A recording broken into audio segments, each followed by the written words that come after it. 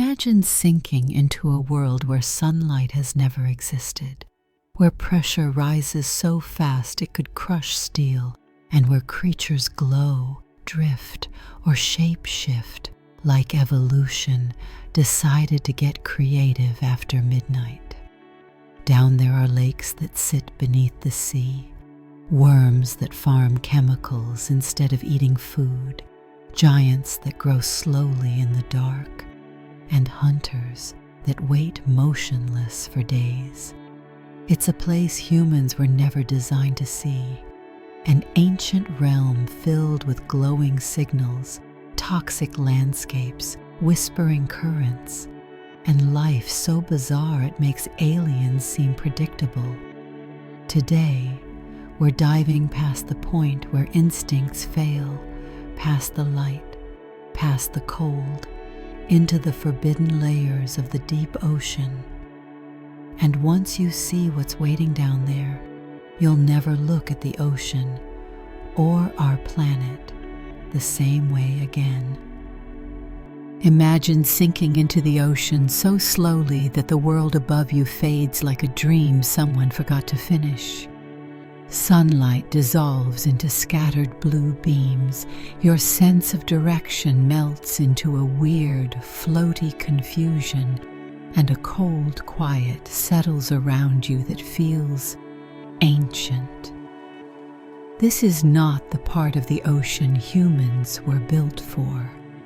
In fact, if nature had a customer service line, it would politely explain that our warranty ends somewhere around the beach.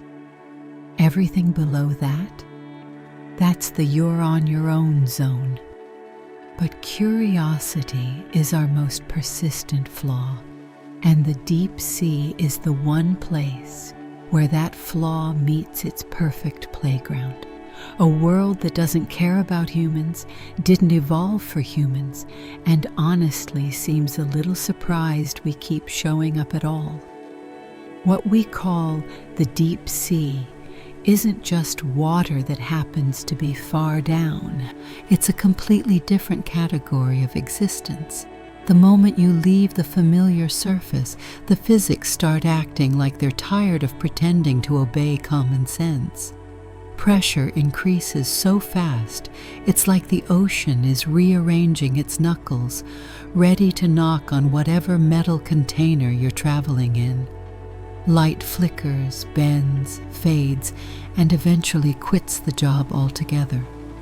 Sound behaves like it's had too much coffee, racing through the water faster and sharper than anything we hear on land. And temperature? Let's just say the water down here is so cold that if you stuck your hand in it, your hand would probably write a resignation letter. But the real hook isn't the discomfort. It's the fact that the deeper you go, the more the ocean shifts from environment to entity. There's a certain point far below where human instincts feel useful, where everything becomes unfamiliar. Not scary in the horror movie way, but scary in the, wow, I might be witnessing physics auditioning for a new role way. The deep ocean layers aren't designed for eyes, lungs, or bones. They're made for things that look like nature started experimenting with new ideas after midnight.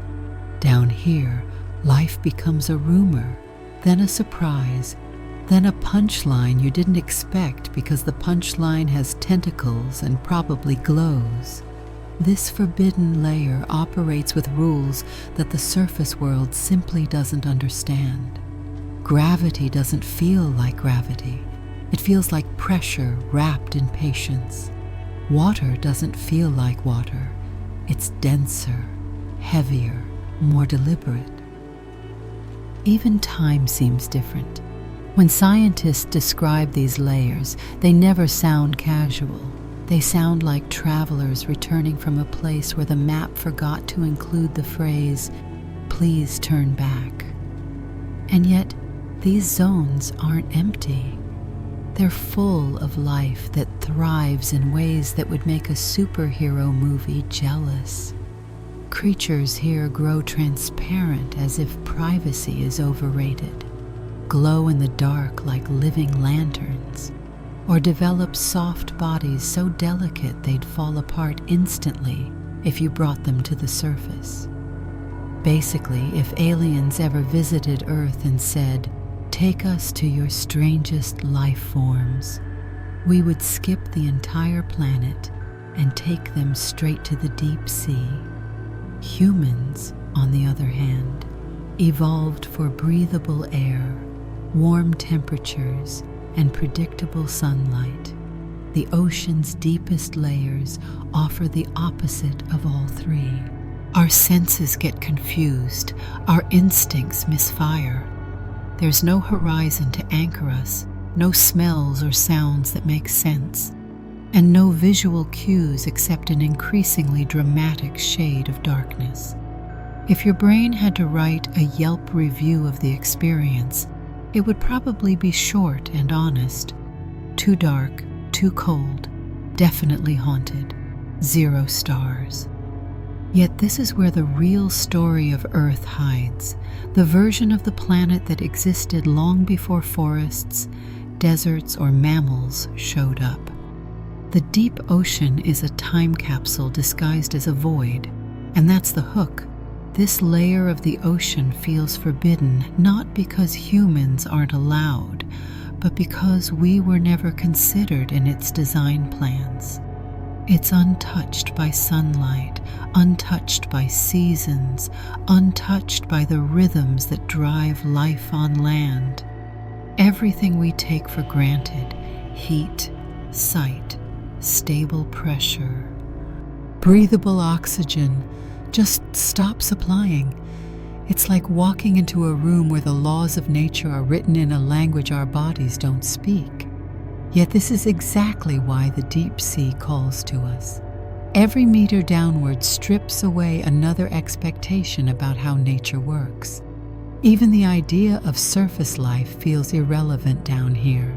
Instead, we get silence thick enough to feel, darkness deep enough to swallow starlight, and creatures that behave like evolution just unlocked a cheat code. The deeper you go, the more the ocean reveals a world so strange, so vast, and so deliberately hidden that you begin to realize why humans were never meant to see it.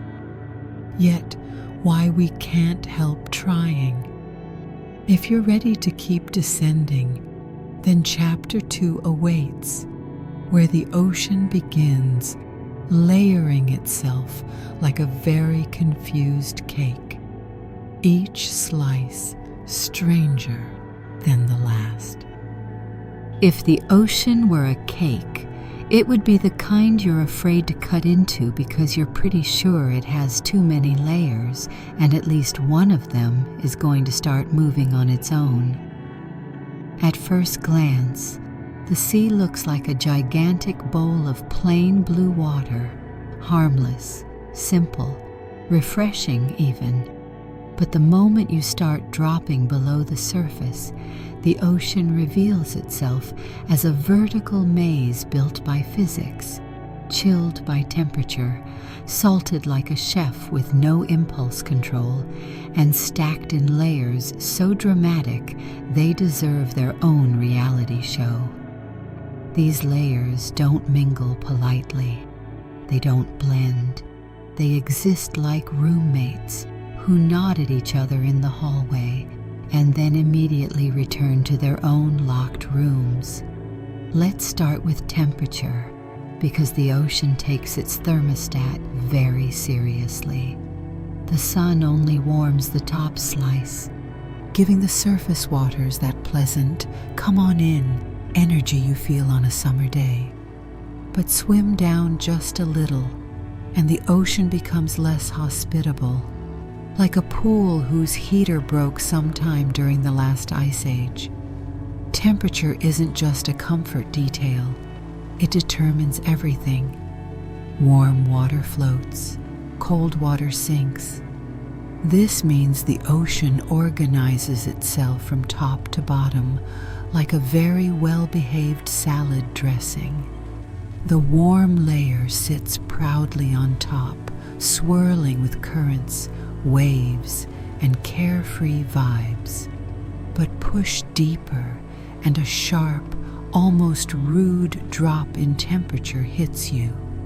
Scientists call this the thermocline. You might call it the moment the ocean stops being friendly. Density plays referee in this arrangement. Water becomes denser when it gets colder, but also when it gets saltier. And since not every part of the ocean receives the same sunlight or the same amount of evaporating heat, the water ends up with personality differences. Some patches are warm but salty. Others are cold and less salty. Some are cold and salty, which is basically the ocean's version of being introverted and highly efficient. These tiny differences in density add up, sorting the ocean into layers that don't mix easily. Imagine trying to stir a jar of honey and a jar of cooking oil together while underwater. Now imagine those jars are the size of entire continents. That's the ocean's daily schedule. Salinity plays the wild card role. Water near the surface can become saltier when sunlight evaporates fresh water away, leaving the salt behind like the ocean's forgotten laundry. Near polar regions, seawater freezes into ice and kicks its salt out into the surrounding water, because even frozen water knows how to set boundaries. This creates extremely salty, extremely cold water that sinks like it's late for an appointment at the bottom. Meanwhile, fresher water from rivers, melting ice, and rainfall hangs around closer to the top, acting all buoyant and cheerful. When scientists talk about the halocline, they're referring to the depth where saltiness changes rapidly. To a human swimming through it, it's the moment you realize the ocean is quietly sorting itself with the precision of a librarian rearranging books by molecular weight. Once these temperature, density, and salinity gradients settle into place, the ocean becomes a layered system operating with weird, beautifully complicated logic. Each layer influences the distribution of nutrients, oxygen, and even entire ecosystems. Some layers trap heat like insulation. Others distribute it like a global conveyor belt. Some layers carry migrating plankton, while others are so still that drifting particles can take years to fall through them. It's less like a water column and more like a giant, slow-moving elevator with floors that never talk to each other. The deeper you go, the stranger the rules become. At certain depths, water is so cold and dense it barely moves at all, creating sluggish, ancient pockets that haven't seen the surface in centuries. A water molecule might wander through the upper ocean like a tourist on vacation, then descend into the deep layers, where its new life goals become exist quietly, and don't get compressed into a smaller version of yourself. Down here, the physics becomes so different that if you teleported a piece of deep water to the surface, it would panic, expand, and spill its secrets immediately. And if you took surface water and pushed it downward, it would behave like a confused tourist asking, "Is this the right depth?" before being crushed by the expectation. Every one of these layers affects how energy moves through the ocean. Temperature differences create currents. Salinity differences create more currents. Density differences create boundaries those currents bounce off of. The ocean begins to behave less like a body of water and more like a planetary engine room, complete with coolant systems, pressure chambers, and hidden corridors. Deeper layers become chemically unique, physically isolated, and emotionally distant in a way that would make a cat proud. This is why deeper layers feel like another planet entirely. They experience different pressures, different energy sources, different chemical compositions, and a different relationship with gravity. They don't communicate with the surface in any way humans would recognize. The upper ocean cares about weather, seasons, storms, and sunlight. The deeper layers, they respond only to physics. Slow, patient, ancient physics that ignore whatever is happening at the beach. The ocean layers themselves were not designed with humans in mind. We navigate the surface world with air, warmth, and visual cues. The ocean layers navigate themselves with temperature gradients, salt balances, and density stratification. It's like trying to read a book in a language written by water molecules for other water molecules, and we've only just begun to translate it. If you think the ocean's layering system is strange, wait until we start descending into a region that looks calm but hides every evolutionary curveball imaginable, the twilight zone. Somewhere below the sunlit surface of the ocean, long after colors have surrendered and warmth has officially stopped returning your calls, there lies a band of water that feels like it's permanently stuck between day and night. This is the twilight zone, not the television one where strange things happen in black and white, but the oceanic one where strange things happen in blue. Only the bluest wavelengths of sunlight survive the descent, stretching just far enough to paint the world in a ghostly underwater dusk. It isn't bright enough to help you see, but it is bright enough to remind you how useless your eyes have suddenly become. This is the ocean's version of dim mood lighting, except instead of romance, you get creatures with transparent heads and glowing organs. The first thing you notice when entering the twilight zone is that the rules of vision change. Human eyes evolved for daylight on land, a place with fixed horizons, crisp shadows, and objects that politely stay still. Here, the last traces of sunlight scatter into a murky haze with no clear direction. Shapes don't reveal themselves. They pretend to exist and then vanish. Your pupils widen instinctively, desperately trying to absorb any leftover light. But the ocean responds with the optical equivalent of shrugging. This depth sits between two worlds, too dark for us, too bright for the life that lives below. It's like being stuck in a cosmic hallway that forgot which room it was leading to. If you could hover in this dim blue corridor long enough, you'd sense motion, but not the kind that comforts you. Plankton drift in thick clouds, tiny bits of organic material twist and flutter like underwater dust motes, and long gelatinous shapes glide past with a smoothness that suggests they've never experienced the burden of bones. Occasionally, a fish will materialize from the gloom, examine you with the intensity of someone judging your entire life, and then disappear into the blue again. The overall atmosphere is calm, but in the unsettling way a deserted train station is calm at 2 a.m. The creatures that live here weren't designed for human senses. Many have eyes so large they look like they're permanently astonished. Huge glossy plates built to gather every stray photon that slips through the gloom. Some species have eyes that point upward, scanning for silhouettes of prey blocking the faint light above. Others simply gave up on eyes altogether and rely on vibrations or chemical cues, going through life like confident sleepwalkers. Then there's the barrel-eye fish, with a transparent head housing a pair of tubular eyes that rotate like little periscopes inside a glass dome.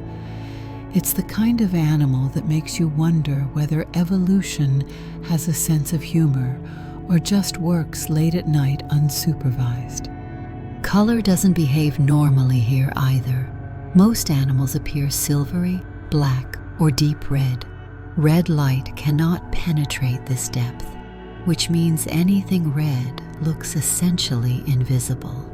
Imagine wearing a bright red sweater and realizing you've become an accidental ninja. That's how some creatures avoid becoming dinner, by picking a color that the twilight zone refuses to acknowledge. As for those that glow, they produce their own bioluminescent light in delicate blues and greens, using living chemistry to outshine the ocean's dim leftovers. Some flash to confuse predators, some glow to attract prey. Others light up to signal potential mates, because nothing says romance like flashing your best biochemical sparkle in the dark. Instinct is another casualty here. Humans rely heavily on visual cues to keep their balance and stay oriented. In the twilight zone, those cues are erased. You lose track of up and down, forward and backward. Your brain tries to interpret the faint blue glimmer above as a ceiling, a floor, or maybe the world's least helpful nightlight. Meanwhile, your inner ear starts protesting like a disgruntled employee, insisting you're moving in directions you're definitely not moving. It's disorientation so complete that even experienced divers describe it as drifting in a dream where gravity forgot to attend the meeting. The twilight zone is also a place of constant motion, vertical migration so immense they put every land migration to shame. Every night, billions of animals rise from this half-lit realm toward the surface to feed under cover of darkness, then sink back down by daybreak, like commuters returning home after a night shift. These migrations are so massive they can be detected on sonar, as if the entire ocean is breathing. But to a human drifting here, the movement feels subtle, ghost-like. Shadows drift upward, as if pulled by an invisible thread. Schools of fish glide past like traveling constellations, and behind it all, the dim blue glow presses down from above like a memory. Nothing about this zone wants to help us understand it. The light is too faint for human sight, yet too bright for deep-sea creatures. The space feels both vast and claustrophobic. The animals follow rules we don't share. The environment asks you to let go of everything your senses have ever trusted and adapt to a world built on ambiguity, which is exactly why the twilight zone feels like the ocean's polite warning. If you think this is weird, wait until the lights turn off completely. And soon they will, because below this dusky realm lies a depth where the last photon dies, where the darkness stops negotiating, and where the ocean truly begins rewriting the rules. That's where we're headed next. The moment you leave the twilight zone behind, the ocean stops pretending to be hospitable. That last faint hint of blue, the ghost light that made everything look like a badly lit dream, finally gives up. There is no gradual fade out, no gentle dimming. Light simply ends. 1 meter you can still see a distant cobalt haze, and the next meter you might as well have plunged into ink. This is the midnight zone, a region so dark it feels like the universe forgot to install a sun. If the twilight zone is a cosmic dusk, the midnight zone is an unfiltered void. This is where things stop being barely visible and start being genuinely unknowable. The human brain, of course, hates this. We're visual animals. Our entire evolutionary career has relied on spotting danger, finding food, and recognizing faces, all activities that require light. Take that away, and our instincts collapse faster than a flimsy beach umbrella in a hurricane. In the midnight zone, there is no such thing as orientation. There's no horizon to cling to, no color to gauge distance, no shadow to mark shape. Human vision becomes a complete liability, as useful as sunglasses at midnight in a cave. Even the idea of darkness fails here, because darkness usually implies the absence of light. Down in the midnight zone, it feels more like darkness has developed a personality, quiet, absolute, and crushingly indifferent. Speaking of crushing, this depth introduces you to pressure in its true, unapologetic form. At the surface, pressure is friendly. About 1 atmosphere, the perfect amount to keep your insides neatly arranged. But for every 10 meters you descend, pressure climbs by another full atmosphere. By the time you enter the midnight zone, the surrounding water is exerting hundreds of times the force of the air above. It's like the entire ocean is giving your body a very intense, very dangerous hug.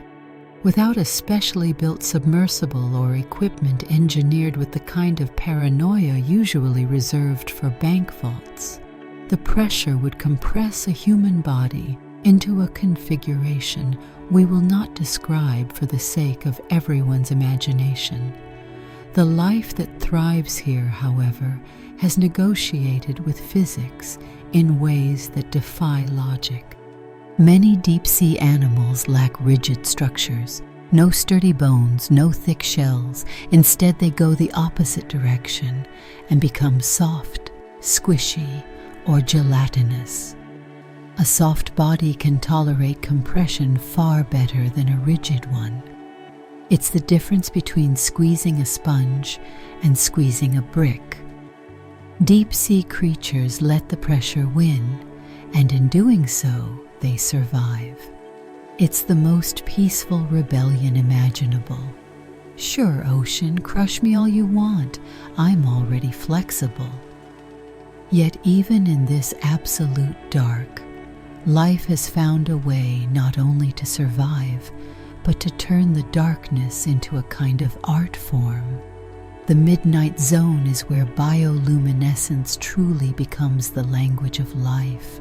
So many creatures here glow that the darkness is less empty and more like a patchy, flickering constellation drifting through water. Some animals emit a soft blue shimmer like underwater fireflies. Others flash abrupt, startling bursts of light, the deep-sea version of yelling "boo" at a predator. There are fish whose bodies glow from within, creating silhouettes so confusing they might as well be optical riddles. Some produce lures, dangling lights that tempt prey with the promise of a tiny glowing snack, only to reveal, too late, that the snack was attached to a mouth full of very real, very committed teeth. Then there are the stealth artists, creatures that use bioluminescence not to reveal themselves, but to become invisible. Some squid release glowing clouds to distract predators. Others adjust their glow to match the faint scatter of downwelling light, turning themselves into perfect silhouettes against the non-existent sky above them. Its camouflage so advanced it makes chameleons look like amateurs wearing neon vests. The anglerfish, of course, deserves special mention. In the midnight zone, it patrols the dark with a glowing lure dangling from its forehead, like the world's most horrifying desk lamp. The light attracts curious prey, which swim toward it with the trusting innocence of someone following a porch light on a summer night. But instead of safety, they meet a cavernous mouth filled with teeth that point inward like nature's version of no refunds. The anglerfish doesn't chase anything. It simply waits, patient and smug, like a creature that knows the darkness is on its side. Humans, meanwhile, are absolutely not built for this.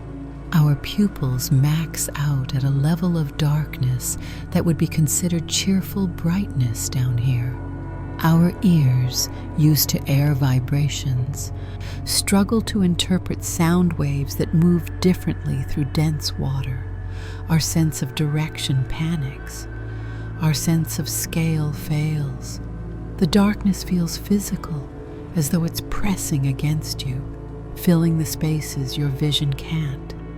Everything about this zone reminds you, in the most polite yet stern way, that the human body evolved for sunlight and breathable air, not for drifting through a pressure cooker filled with glowing monsters. What's most unsettling about the midnight zone is not the danger. It's the silence. It's the stillness. It's the fact that life continues here despite conditions that should make existence impossible. The animals of the midnight zone don't merely survive darkness. They wield it, reshape it, and twist it into a tool. And that's what makes this zone so mesmerizing. In the absence of light, life has written its own rules, inventing solutions that seem almost magical from the human perspective. But as deep as the midnight zone feels, it's far from the bottom. Below this black expanse lies a world of pressure so immense and landscapes so strange that even these glowing, adaptive creatures begin to fade away. So hold your breath, figuratively, please, because our descent is nowhere near finished. The ocean still has secrets waiting in the depths where pressure stops negotiating and the environment shifts from unfriendly to downright impossible. Descending deeper into the ocean feels less like traveling through water and more like venturing into a pressure experiment designed by a very enthusiastic, slightly unhinged physicist. Every meter you sink adds weight, literal weight, on top of you. At first, it's harmless. A few meters down and the pressure barely feels different. At 10 meters, it doubles. At 100, it's equivalent to balancing a small car on your shoulders. Keep going, and the water starts stacking itself above you with the persistence of a toddler piling books on a sleeping dog. By the time you reach the depths where light has permanently retired, the pressure has climbed to a mount so extreme that it stops feeling like an environmental factor and starts feeling like a cosmic prank. To understand how wild this gets, imagine standing at the bottom of a swimming pool with a stack of elephants balanced neatly on your head. Now imagine adding several skyscrapers, a mountain or two, and maybe just a sprinkle of existential dread. That's deep sea pressure. Water weighs a lot, about 1 kilogram per liter, and the ocean holds billions of liters stacked vertically. The molecules of water may look peaceful, but they're constantly being pulled down by gravity, pressing against anything in their way. The deeper you go, the more those molecules stack, squeeze, and pack themselves into dense, unyielding layers. At extreme depths, the pressure becomes so intense that it could crush steel unless engineered with the kind of precision usually reserved for spacecraft and overly expensive espresso machines. Human bodies are simply not prepared. We evolved to function under one atmosphere of pressure, just enough for our organs to behave politely and our bones to stay rigid. Drop a human into extreme depths without protection, and the outcome is best described as both rapid and educational. The air in your lungs collapses instantly. Air pockets in your sinuses and middle ear flatten like unlucky balloons. Even the spaces between your cells feel the squeeze. The good news is that your bones won't shatter like porcelain. They're relatively strong. The bad news is that the rest of you is not. Soft tissues buckle, blood vessels rupture. Your body becomes a tragic demonstration of compressible versus not compressible. So how do deep-sea organisms survive conditions that would turn us into avant-garde sculptures? The answer is that they don't resist the pressure. They embrace it. Instead of fighting the environment, they design themselves to be as pressure-friendly as possible. The first trick is eliminating anything that could collapse: air. Most deep-sea animals don't rely on internal air pockets. No lungs, no gas bladders. No hollow sinuses filled with trapped bubbles. Air is the enemy at depth. It compresses dramatically, and nature simply avoids the issue by not including it in the design. Many deep-sea creatures are entirely fluid-filled, making them naturally compatible with the ocean's squeeze. Their bodies are also constructed from soft, flexible materials, gelatinous tissues, loose muscles, and minimal rigidity. It's not laziness, it's survival strategy. When the surrounding pressure increases, their bodies simply adjust, compressing slightly without breaking. This flexibility gives them an advantage over land animals who rely on stiff structures to counter gravity. Down here, gravity is far less important than the crushing stillness of the water. Evolution figured out that the best way to survive being squeezed is to simply not care. Some organisms take this even further by fine-tuning the chemistry of their cells. At great depths, proteins and enzymes, the tiny workers that keep cells functioning, can change shape or behave unpredictably under extreme pressure. To prevent this biochemical chaos, many deep-sea species produce special molecules called piacelytes, which act like microscopic stabilizers. They protect proteins from folding incorrectly and help maintain cellular structure when the external environment is doing its best impression of a hydraulic press. These molecules don't just keep cells alive. They allow metabolism to continue smoothly in conditions where human enzymes would panic, resign, and immediately file for early retirement. Then there's the trick of regulating internal pressure. Many deep-sea animals balance the water inside their bodies with the water around them to avoid being crushed. They match external pressure with internal pressure, creating an equilibrium that neutralizes the ocean's squeeze. It's not that the ocean stops trying to compress them. It's that their bodies are already under similar pressure on the inside, so there's nothing left to crush. It's the biological equivalent of saying, "You can't squish me, I'm already squished." Another clever adaptation lies in their membranes, the thin barriers that keep cells intact. At surface pressure, our membranes behave like well-ordered, neatly arranged layers. At deep sea pressure, those same membranes would stiffen and crack. Deep sea organisms counter this by packing their membranes with specialized fats that stay fluid even under crushing force. It's a bit like replacing a brittle window pane with flexible plastic. The structure holds, no matter how much pressure you apply. Even their shapes help. Many deep-sea fish and invertebrates have streamlined, minimalistic designs that avoid unnecessary edges or protrusions. Anything that sticks out risks being bent or damaged. Nature prefers smooth, rounded forms here. Bodies shaped not for speed or strength, but for pressure management.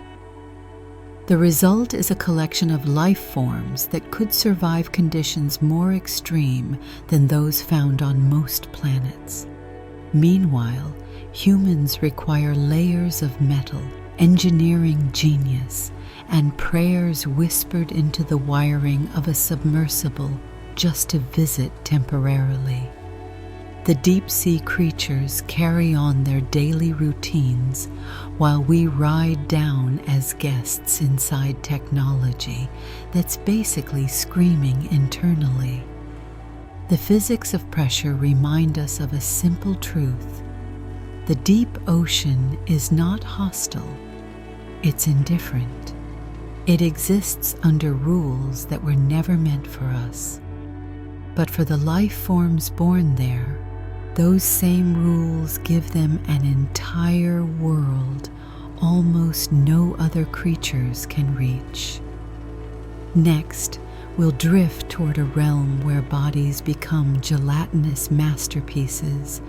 Creatures loosen the definition of shape, and the ocean shows just how creatively bizarre life can become when bones are optional. The deeper you drift into the ocean, the more it begins to feel like you've wandered into a cosmic jelly factory that no one bothered to label. Shapes blur, bodies wobble. Movement looks more like floating daydreams than swimming. And everywhere, absolutely everywhere, there are creatures so gelatinous, so translucent, so magnificently goo-based, that the average surface-dwelling human takes one look and declares, "Oh, ocean snot." But that reaction says more about our limited imagination than theirs. Because down in the deep goo isn't a design flaw, it's a championship-winning evolutionary strategy. Imagine living in a world where you don't need bones, muscle bulk, or any sort of architectural support. Instead, you build your body from soft, flexible gels that move with the water, bend without breaking, and barely require energy to maintain. Many deep-sea organisms follow this plan, creating bodies so minimalistic they make Scandinavian furniture look over-engineered. Their jelly-like forms aren't random. They're carefully shaped by millions of years of survival in an environment where energy is scarce and efficiency is everything. Take the classic jellyfish, not the shallow water ones that ruin beach vacations, but the deep versions that look like floating glass sculptures. Some have bells wider than dinner plates, pulsing slowly with the patience of creatures that have absolutely nowhere to be. Their tentacles trail behind them in curtains of soft, shimmering threads. catching drifting particles with an elegance that feels choreographed.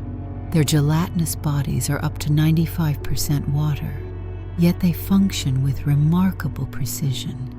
They don't waste energy holding themselves up. They don't fight currents. They simply exist in perfect, buoyant neutrality. Then there are the siphonophores, which look like someone stretched a jellyfish into a long, glowing ribbon and added frills for flair. They are colonial organisms made from specialized units that each serve a specific purpose. Some handle digestion, some buoyancy, some defense, and some reproduction. It's the ocean's version of a biological conga line where every dancer has a job description. Some siphonophores grow longer than whales, drifting with the calm entitlement of creatures that no size counts even when you're made of goo. And who could forget the comb jellies, creatures that refract light through rows of beating cilia, creating tiny rainbows as they move? Their bodies shimmer like living prisms, turning gentle pulses of motion into bands of color. They don't sting like jellyfish. They grab prey with sticky cells that act like microscopic glue traps. Watching one glide through the dark feels like witnessing an enchanted soap bubble that decided to become a predator. But gelatinous life runs deeper, literally. The deep has creatures that push the definition of body to its limits. There are translucent blobs with internal organs, faintly illuminated by drifting bioluminescent bacteria. There are long, noodle-like creatures so delicate that even gentle currents threaten to rearrange them. Some animals look like empty bags drifting through the water. Others resemble silky umbrellas, inverted and flowing, as if the ocean decided to create art installations no human eyes were ever meant to see. The magic of these organisms lies in how perfectly they fit their environment. Down here, energy is rare, food is scarce. Every twitch, every contraction, every heartbeat, if you even have a heart, costs precious resources. Gelatinous bodies solve this problem by being absurdly efficient. They require almost no energy to maintain shape. They move by subtly pulsing or simply riding currents, letting the ocean handle most of the heavy lifting. Their tissues are so lightweight and evenly distributed that buoyancy becomes effortless. Many of them are neutrally buoyant. They neither float upward nor sink downward. They hover, they drift, they waste nothing. Their delicacy is also a survival tactic. A predator trying to bite into a gelatinous creature often ends up with a mouthful of nearly nothing, like trying to eat fog. These bodies tear easily, yes, but they also regenerate quickly. Lose a tentacle, grow another, rip part of your bell, patch it back up. It's nature's version of replaceable parts, but with the ease and forgiveness of soft materials. Some gelatinous creatures have evolved clever feeding strategies that turn their bodies into expansive nets. They unfurl long, curtain-like appendages that capture billions of tiny drifting organisms, turning even the faintest snowfall of organic debris into a meal. Others dangle sticky filaments or create vortexes with their bell contractions to funnel food toward their mouths. A few species have mouths so flexible they can invert themselves inside out to feed, because when your body is basically soft plumbing, why not explore creative design solutions? What makes these creatures so extraordinary? is that their gel-based construction not only works, it excels. While rigid animals would buckle, crack, or collapse under challenges of the deep gelatinous animals' bend and flow, their softness is their shield, their transparency is their camouflage, their drifting movement is their energy economy. Each attribute looks fragile from our perspective, but in their world, it is the ultimate form of resilience. Their bizarre shapes, too, are part of their genius. Some resemble lanterns, others spirals, others floating lacework. Their forms scatter light, confuse predators, and sometimes turn them into brilliant, glowing spectacles that briefly light the surrounding water like drifting stars. They represent a branch of evolution that decided bones and muscle density were optional extras, fancy upgrades for creatures living in environments overloaded with energy, like the sunny surface world. Down in the deep, minimalism wins. So yes, they may look like ocean snot, but only if you ignore the elegant engineering, the ancient adaptations, and the quiet mastery that lets these fragile-looking beings dominate some of the harshest depths on the planet. The goo is not a mistake, it's a masterpiece. Now deeper still, we descend into a world where these drifting bodies rely on a food supply that falls grain by grain from above, turning the ocean floor into the slowest buffet line on Earth. In the deep ocean, survival depends on patience of mythic proportions. Food does not drift by in satisfying chunks. Meals are not predictable events. No creature wakes up thinking, "Ah yes, breakfast." Down here there's no breakfast. There's barely lunch.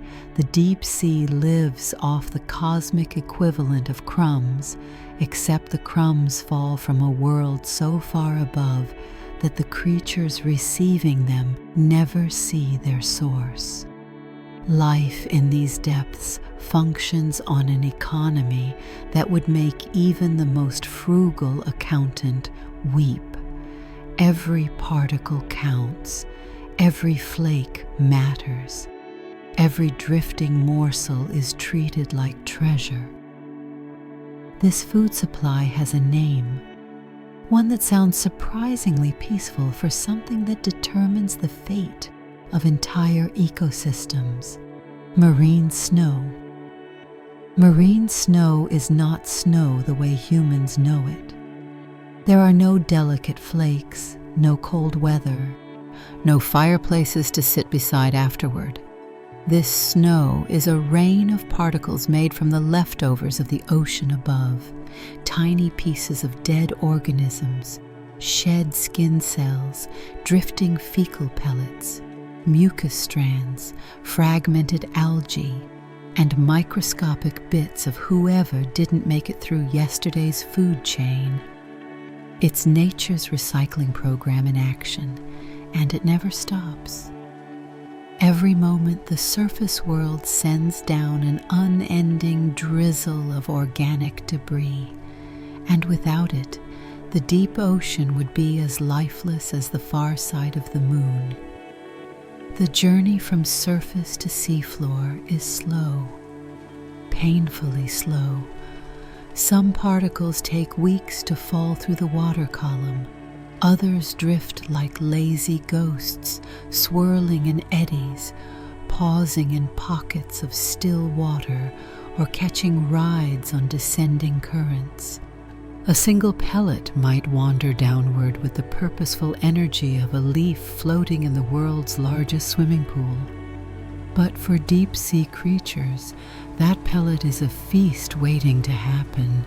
It doesn't matter that the food is old, dry, or shaped suspiciously like something you'd avoid stepping on at a park. Down here, a win is a win.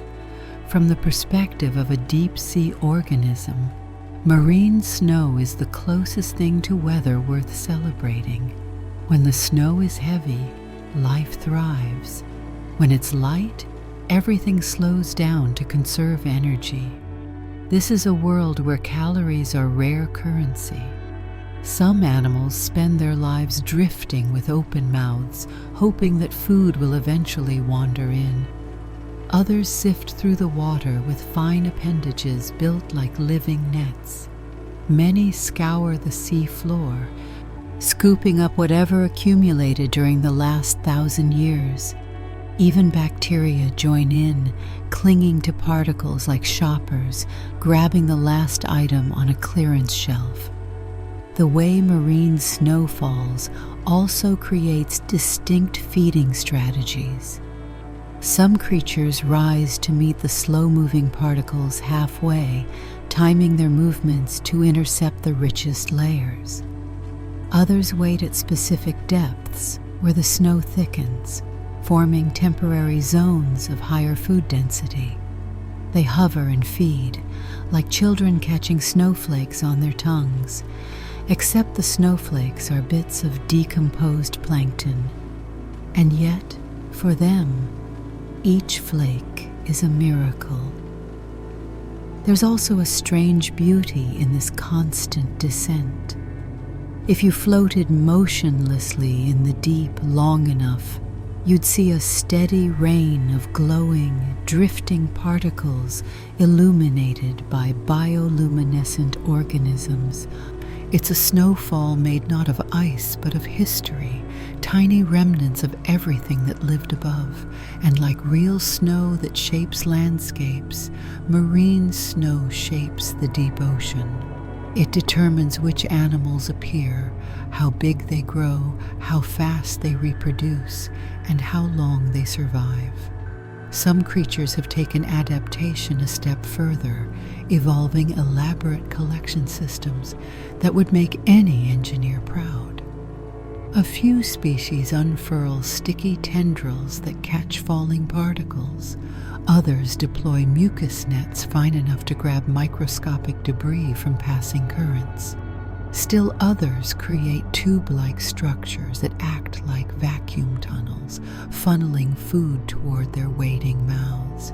They've turned the art of catching crumbs into a high-performance lifestyle. The deep sea floor is where marine snow eventually ends its long journey. And here the buffet becomes even more surreal. Some parts of the seafloor see so little snow that life moves in glacial slow motion. Animals digest meals over months. Growth happens over decades. A single large carcass, say a whale that has sunk, becomes a jackpot so massive that entire communities appear from the darkness to feed on it for years. It might be the only major meal some species encounter in a lifetime. The deep sea food economy is built on scarcity, making every creature a master of efficiency.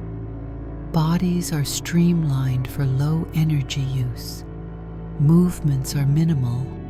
Strategies tilt heavily toward endurance over speed.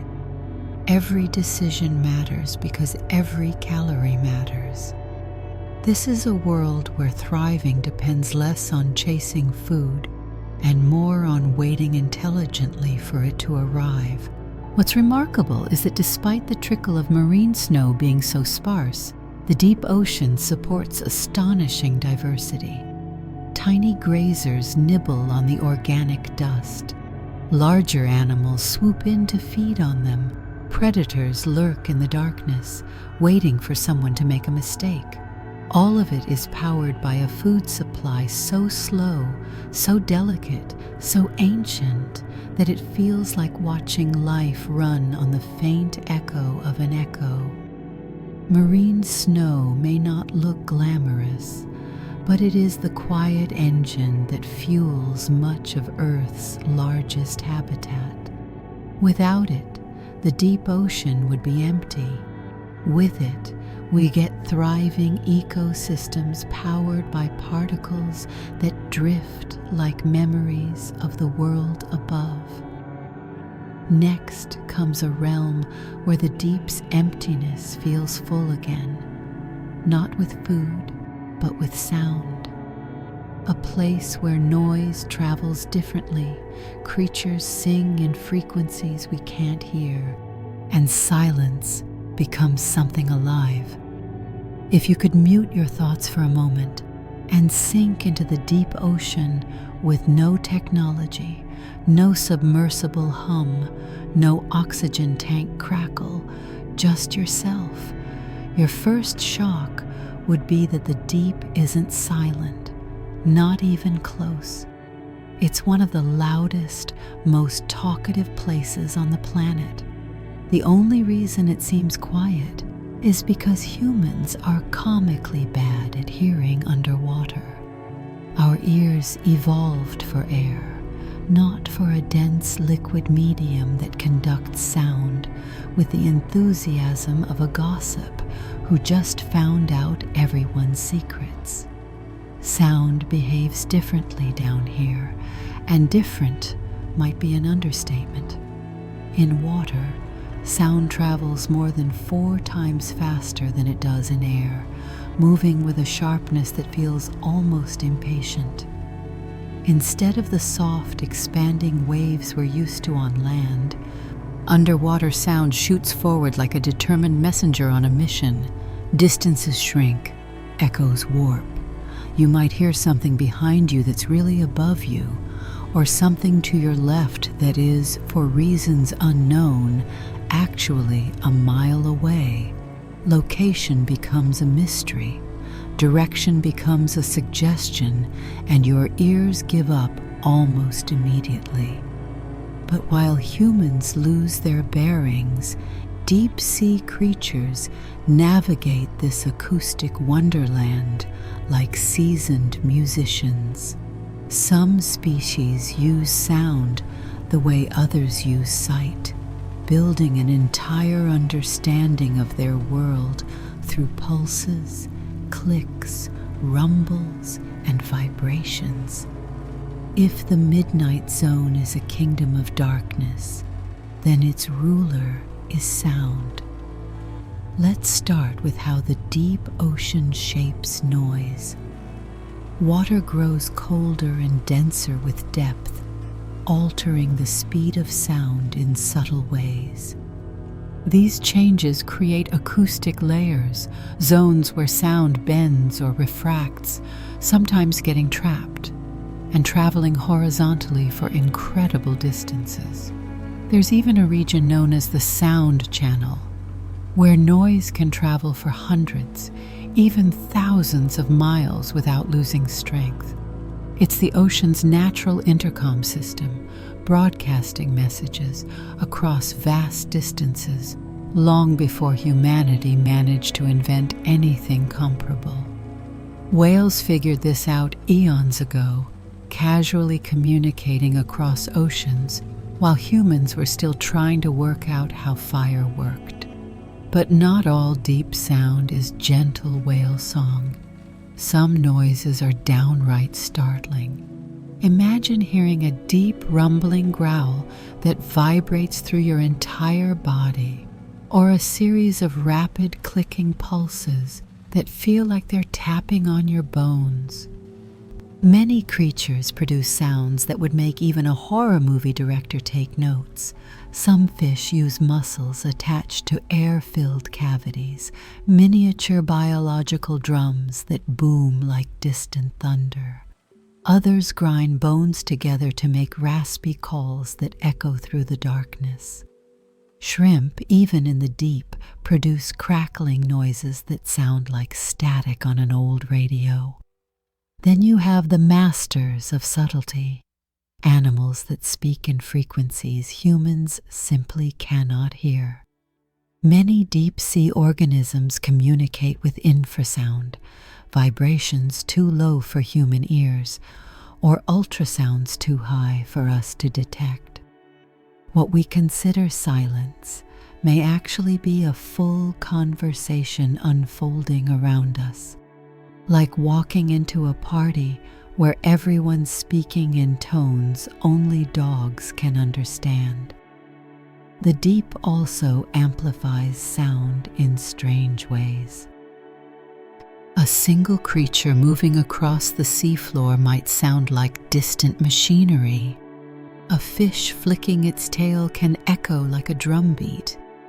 Even particles drifting or creatures feeding create faint rustles that travel for impressive distances. To the animals living here, these tiny cues carry vital information: movement, size, mood, intention. It's an entire social system built on vibrations, like a Morse code custom written for the dark. Some species don't communicate intentionally. They simply make noise while living their lives, and other creatures have learned to interpret those noises. A predator might listen for the faint rustle of an animal burrowing.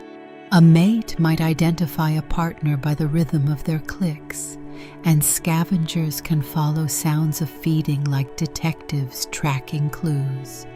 In the absence of light, sound becomes not just communication, but surveillance, navigation, and survival strategy all at once. Even the environment contributes to the soundscape. Shifting tectonic plates create deep booms. Hydrothermal vent activity produces crackling and hissing noises like giant underwater kettles. Undersea landslides rumble across sediment fields, sending rolling groans through the water. Water currents brush against rocky outcrops, producing low hums. To human ears, all of this blends into a strange sonic tapestry, impossible to parse. To the creatures below, it's the soundtrack of home. And then there's the phenomenon of acoustic camouflage. Some deep-sea animals have learned to make their sounds indistinguishable from the background noise, not by staying quiet, but by mimicking the environment. A fish might modulate its calls to blend with distant vent rumble. A predator may time movements to coincide with seismic murmurs.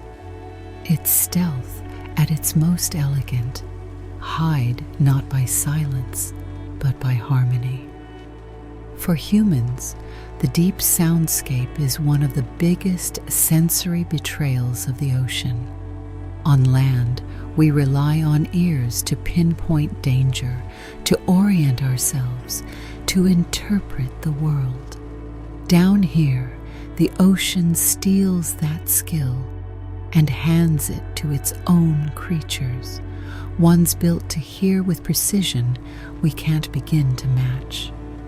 Our senses falter, their senses flourish. Floating in the deep, wrapped in total darkness, you might think you're drifting through silence.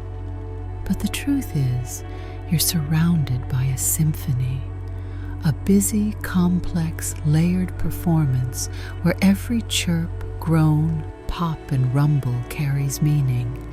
A world where communication travels farther, faster, and more efficiently than any human invention.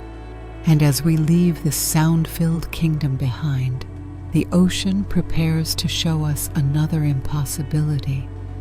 Lakes that exist underwater, shimmering surfaces within surfaces, where the deep sea reveals one of its strangest illusions: water inside water. The deeper you travel into the ocean, the more the world starts behaving like it's glitching. Up becomes vague. Darkness becomes normal. Sound stops making sense.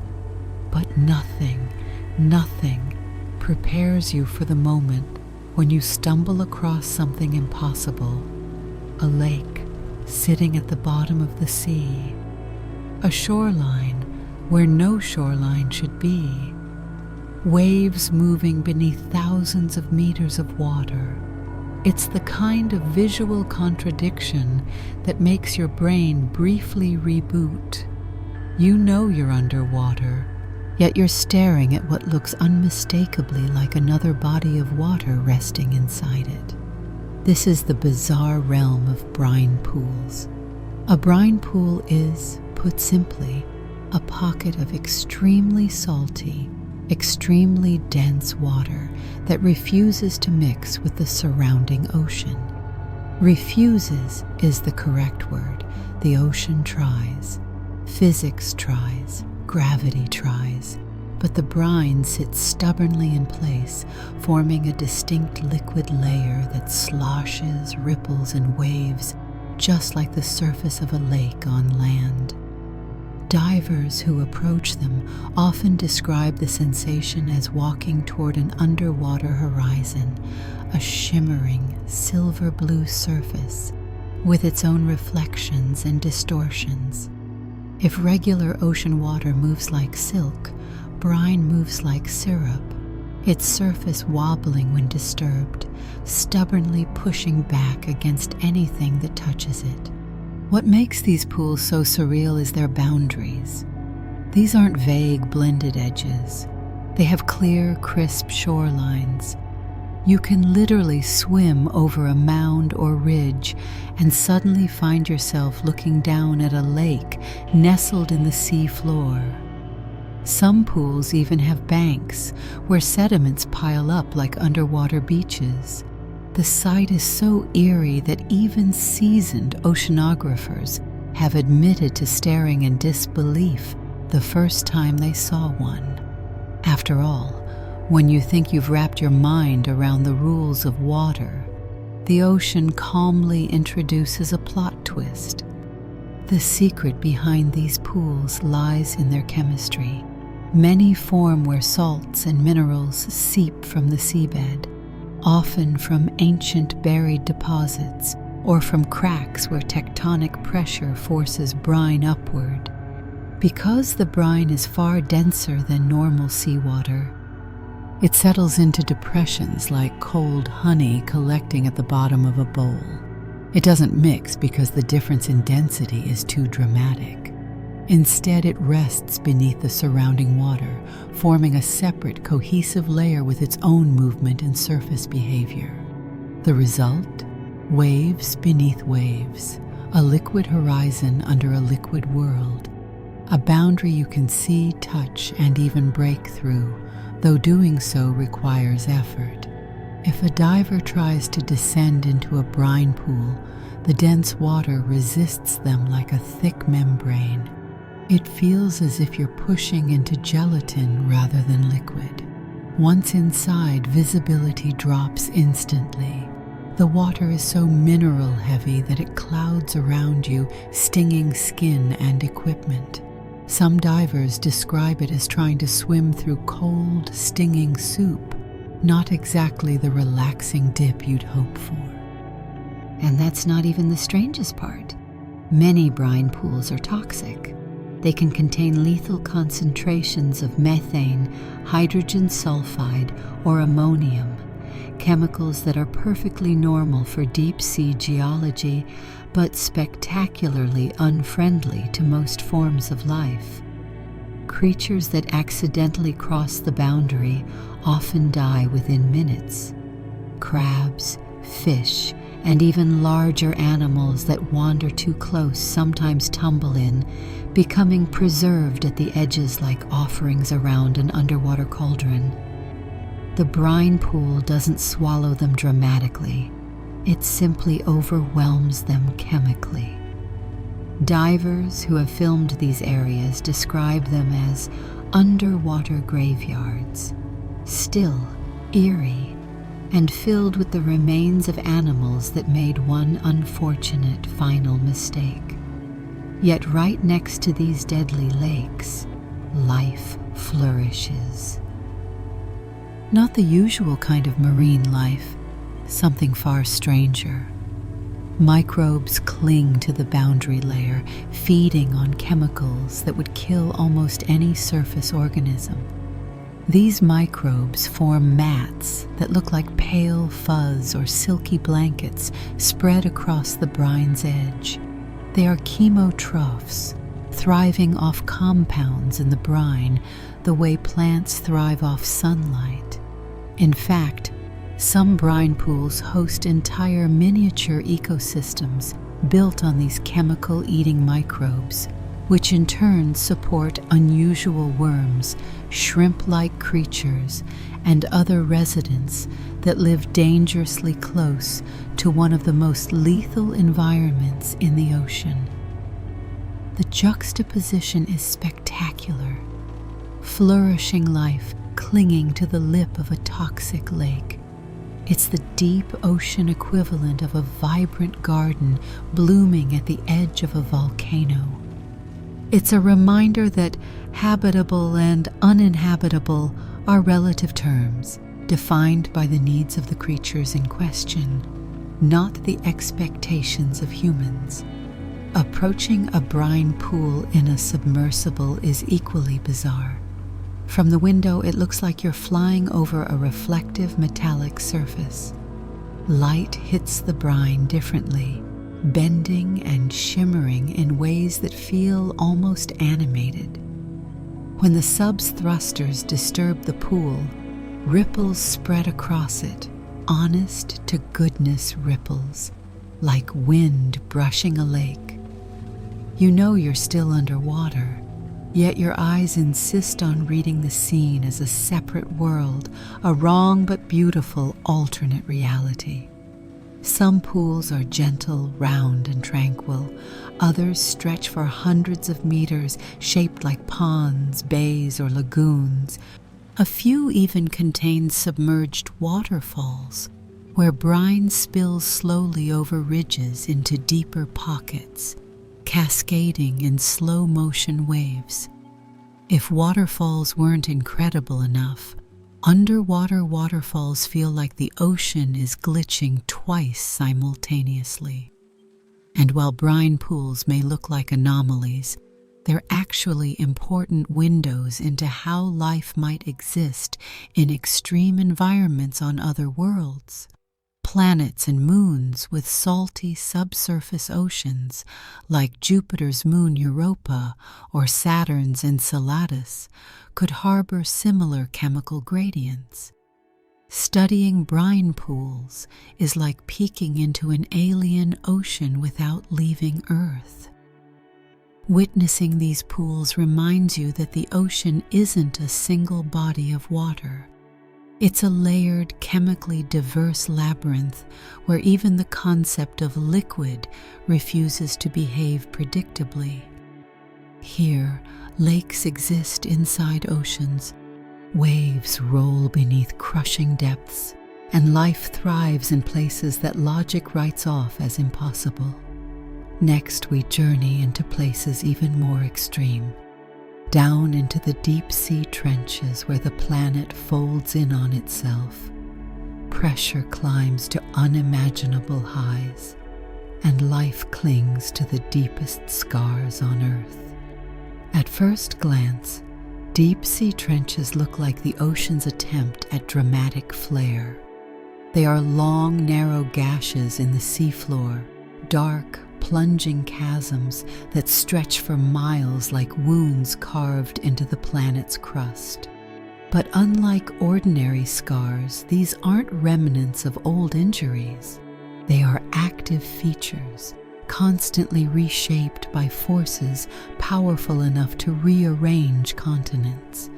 If the ocean floor were skin, trenches would be the deep, jagged cuts where the edges of tectonic plates meet, grind, and dive beneath one another in a slow-motion collision that's been happening for millions of years.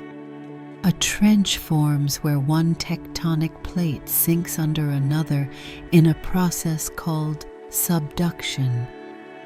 In theory, sinking plate sounds simple. In reality, it's one of the most dramatic geological events Earth can produce.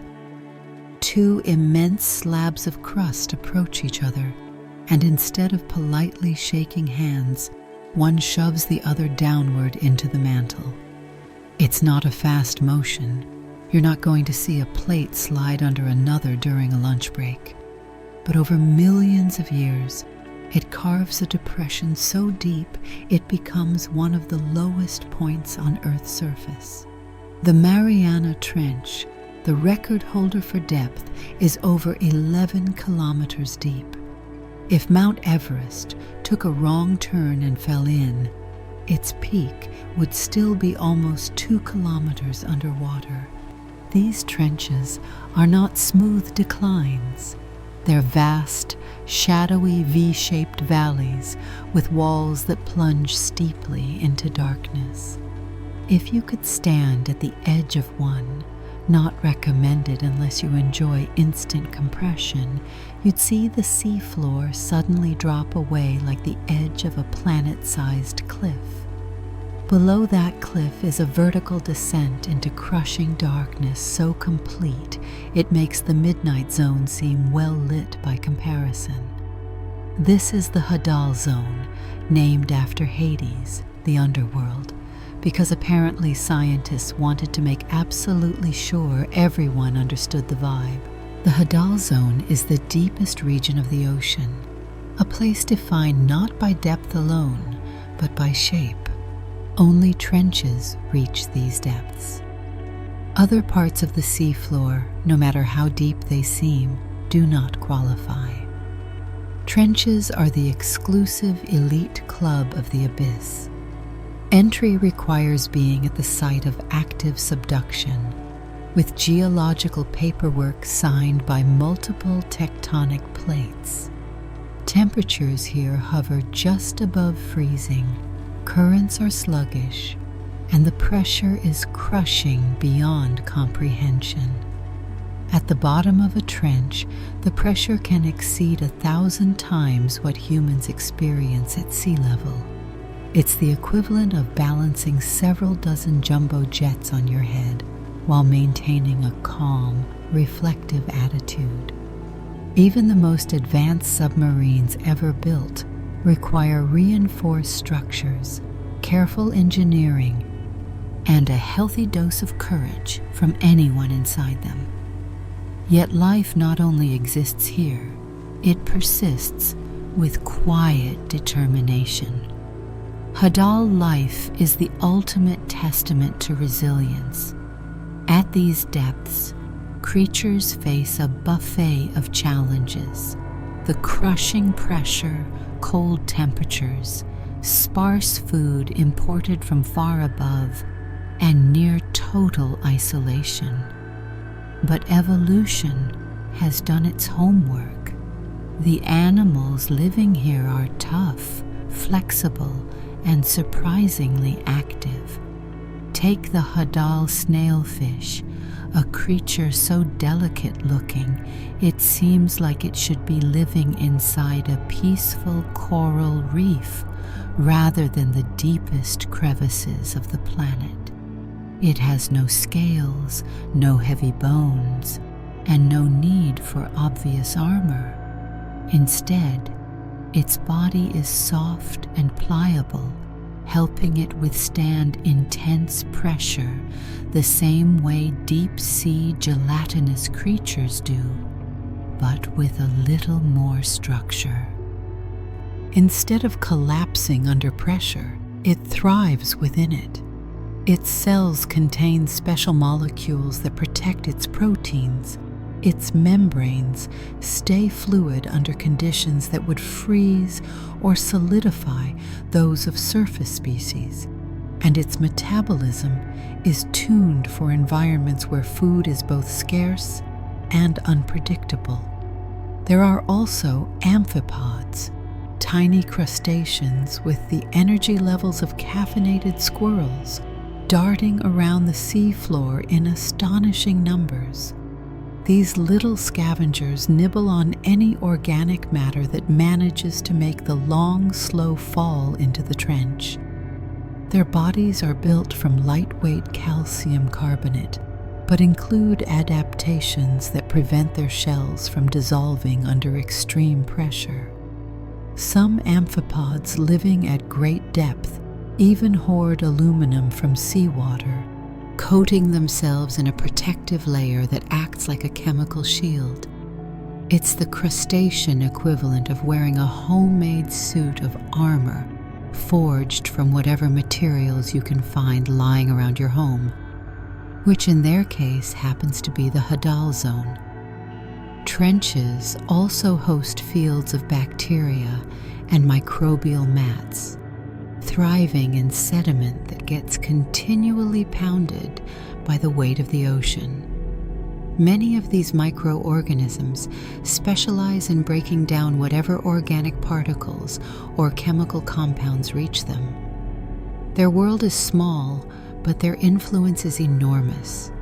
They drive key chemical cycles, recycle nutrients, and maintain ecosystems that could not function without them. The environment inside trenches is anything but static. Subduction zones generate earthquakes, landslides, and powerful sediment flows known as turbidity currents. These events can reshape the trench floor in minutes, sweeping huge volumes of material down the slope like underwater avalanches. Everything living here must adapt not only to pressure, but to an environment that occasionally rearranges itself with alarming enthusiasm. Yet even with these unpredictable disruptions, life keeps returning, recolonizing, and adapting. What makes trenches most astonishing is not their depth, nor their geology, but the lesson they teach. Life does not require comfort. It requires opportunity. Even at the deepest, coldest, darkest, most pressure-packed places on Earth, places where sunlight has never touched, where food drifts in sporadically, and where movement is slow and deliberate, life finds a foothold. Trenches remind us that the ocean is not simply deep. It is dynamic, ancient, and sculpted by forces beyond our everyday experience. They are planetary scars, but scars that sustain life rather than ending it. And just when you think the ocean has shown its most extreme trick, something stranger waits ahead. Zones where heat erupts from the seafloor, minerals crystallize in boiling water, and ecosystems flourish in total darkness, as if powered by the Earth's hidden furnace. As you descend along the trench walls and glide into the deeper folds of the ocean floor, the cold becomes absolute. Darkness presses in from every angle. The water feels ancient and motionless, as though time itself got tired and decided to sit down. Then, suddenly, the seafloor ahead begins to glow.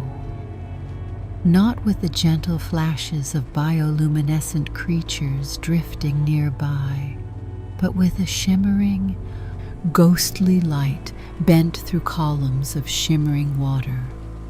Something is happening down there, something that seems impossible for a place this cold and lifeless. And then you see it. Pillars rising from the seafloor, spewing black clouds into the abyss like underwater volcanoes wearing goth capes. These are hydrothermal vents, geological chimneys that pump hot, mineral-rich water into the surrounding cold ocean. They are the deep sea's most dramatic stage performance, complete with scalding plumes, towering rock formations, and entire ecosystems living off chemistry alone. If every other part of the deep ocean seems alien, vents feel like they skipped subtlety and went straight for extraterrestrial landscaping. Hydrothermal vents form where seawater seeps through cracks in the ocean crust, percolates downward into hot rock, heats to astonishing temperatures, dissolves minerals, and re-emerges in spectacular bursts. The water inside these vents can reach temperatures exceeding 350 degrees Celsius, hot enough to melt lead, but astonishingly does not boil. The crushing pressure at these depths prevents boiling, forcing the water to remain liquid even when it should, by all logic known to surface dwellers, be steaming itself into oblivion.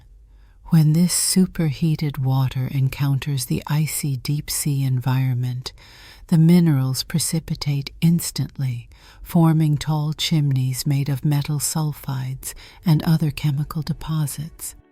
Some structures grow meters tall, constantly shifting as minerals accumulate and collapse.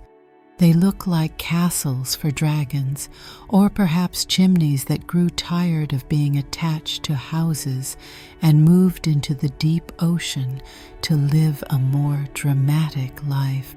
But the vents themselves are only part of the wonder.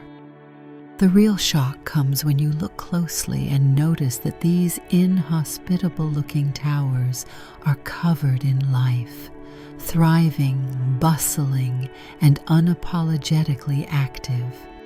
Worms, crustaceans, snails, fish, and bacterial mats cluster around the vents, moving in a bizarre ballet of survival as heated water pours out in chaotic bursts.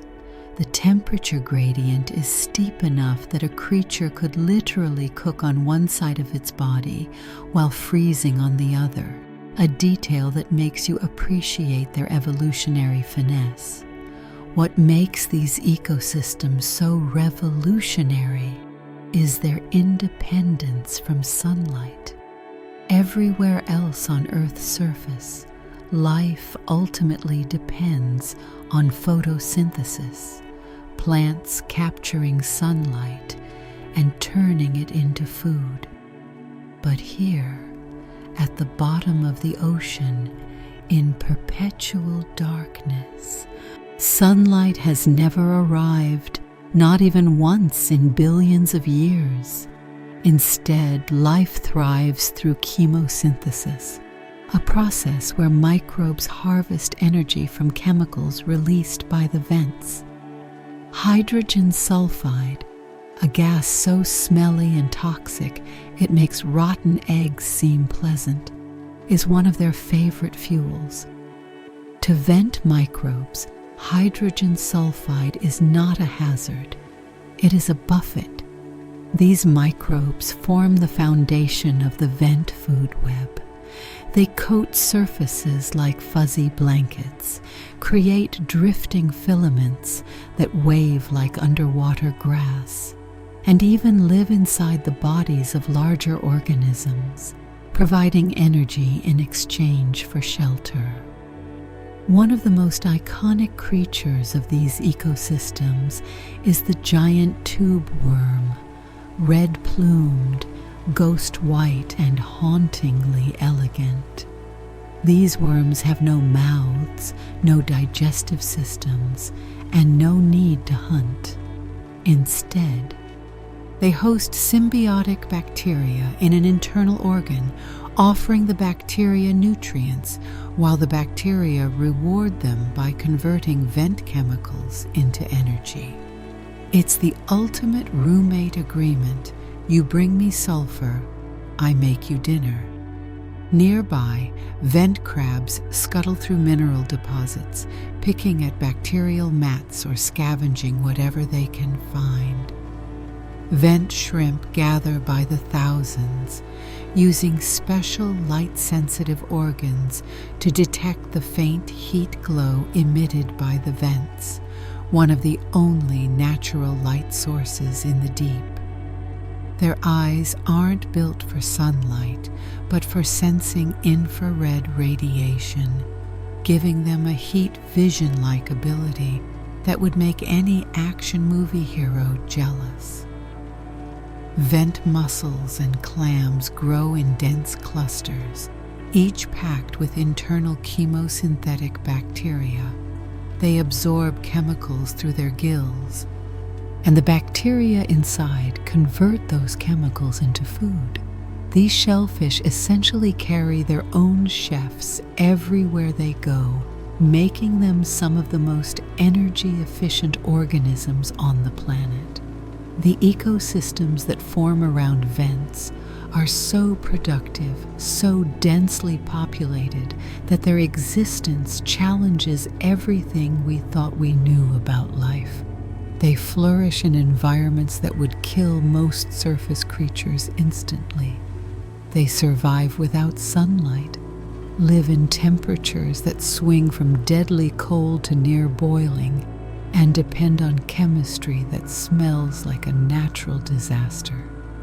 Yet despite these extreme conditions, vent communities often thrive more vigorously than many shallow water environments. Even more astonishing is their fragility and impermanence. Hydrothermal vents do not last forever. They sputter, choke, collapse, and eventually shut down as geological activity shifts. When a vent dies, the community around it must either move to a new active site or perish. The deep sea hosts a constant cycle of destruction and renewal, with life perpetually racing to colonize fresh vents before they too fade. These ecosystems offer profound clues about the origins of life on Earth. Many scientists believe that early life may have begun around ancient hydrothermal vents, where chemical gradients provided the energy needed for primitive molecules to organize and replicate. If life could begin here, without sunlight, without oxygen, without stability, then similar environments on other worlds, like the icy moons Europa or Enceladus, might also harbor life. Hydrothermal vents teach us that life is not limited by our imagination. It finds ways to endure in places that defy expectation, using energy sources that seem unlikely or even dangerous. As you drift away from these glowing chimneys and return to the quiet cold around them, you carry a new perspective. The boundary between habitable and uninhabitable is far thinner than we thought. Ahead, the ocean darkens again, preparing to reveal creatures even stranger, animals adapted to low oxygen realms where survival hinges on creativity, persistence, and sometimes a touch of dramatic flair. Descend slightly above the crushing trenches and well beyond the reach of sunlight, and you enter a realm where the water grows strangely still, not because life has disappeared, but because something essential has begun to run out. Oxygen, the molecule that fuels nearly every breath, heartbeat, twitch, and thought in the surface world, becomes a rare commodity here, trickling through the water in amounts so low you'd think life would have given up long ago. These are the ocean's oxygen minimum zones, vast mid-water expanses where oxygen levels plunge to near zero and where only the most resourceful creatures endure. They are not barren. They are not empty. They are simply inhabited by specialists. And among these specialists, one animal reigns with dramatic style, the vampire squid. Its name sounds like an overly ambitious Halloween costume, but the creature itself is elegance wrapped in mystery. It is not a vampire. It is not technically a squid. It is an evolutionary oddity that sits alone on its own branch of the cephalopod family tree, having split from its relatives long before modern squids and octopuses decided to become show-offs. The vampire squid thrives in some of the lowest oxygen environments in the ocean, places where most animals would suffocate before they had time to reconsider their life choices. How does it manage this extraordinary feat? For starters, its metabolism is extremely slow, practically in energy-saving mode 24/7. The vampire squid doesn't sprint, doesn't chase, and doesn't waste energy it doesn't have. Instead, it drifts with the water, moving only when absolutely necessary, like a creature that carefully budgets every breath. Its tissues are adapted to use oxygen with astonishing efficiency. The pigment in its blood, hemocyanin, is far better at grabbing and holding onto oxygen molecules at low concentrations than the blood of shallow water species. It is the respiratory equivalent of having incredibly sticky fingers. Then there are its arms, thin, flexible limbs connected by a webbing of dark tissue that looks like a flowing cloak. When threatened, the vampire squid turns itself inside out, pulling this web over its body in a move that resembles a living umbrella folding over its handle. This display is less about scaring predators and more about confusing them as the creature hides its vulnerable parts behind a curtain of harmless spines. Add to that the fact that the squid can produce blue bioluminescent clouds, not ink, but glowing particles, and you have an animal that doesn't fight so much as it dazzles. But its most intriguing adaptation might be its diet. Instead of hunting muscular prey or chasing fast-moving targets, the vampire squid eats drifting particles. It extends two long, sticky filaments like fishing lines, gathering up flakes of organic debris, dead plankton, and whatever else happens to fall through the water. It is a collector of scraps, a connoisseur of sinking leftovers. In a place where food is unpredictable and oxygen is scarce, being a quiet, patient scavenger is not a compromise, it is a triumph. The vampire squid is far from the only creature succeeding in this low-oxygen twilight. Several species of jelly-like animals, planktonic predators, and gelatinous drifters excel in these harsh zones, each with their own special toolkit for survival. Many have abandoned the idea of active swimming. Why move fast when moving slow conserves oxygen? Some have transparent tissues to avoid attracting predators, or fragile bodies so light they barely need to expend energy at all. Others survive by lowering their metabolic rate to levels that would be unthinkable for surface animals. It's like running a marathon on a single breath, slowly, patiently, and with the calmness of someone who has trained for it since birth. But what's most striking about the oxygen minimum zones is just how many animals use them as sanctuary. Predators that rely on high oxygen to power fast movements cannot descend into these layers without gasping like poorly trained divers. That means small, delicate creatures can drift here with a strange sense of protection. The scarcity of oxygen becomes a shield. Life flips the script. What would kill some species becomes the very thing that allows others to flourish. There are fish too, strange, slow species with enlarged gills and blood chemistry tuned to low oxygen conditions. Some can extract oxygen from concentrations so faint it's like sipping air from the last remaining balloon at a birthday party. Their hearts beat slowly. Their muscles are adapted for endurance rather than speed. They do not chase. They wait. Crustaceans living here rely on a similar strategy. Many have evolved to function with minimal oxygen intake, using slower chemical pathways for energy. Their movements are measured, deliberate.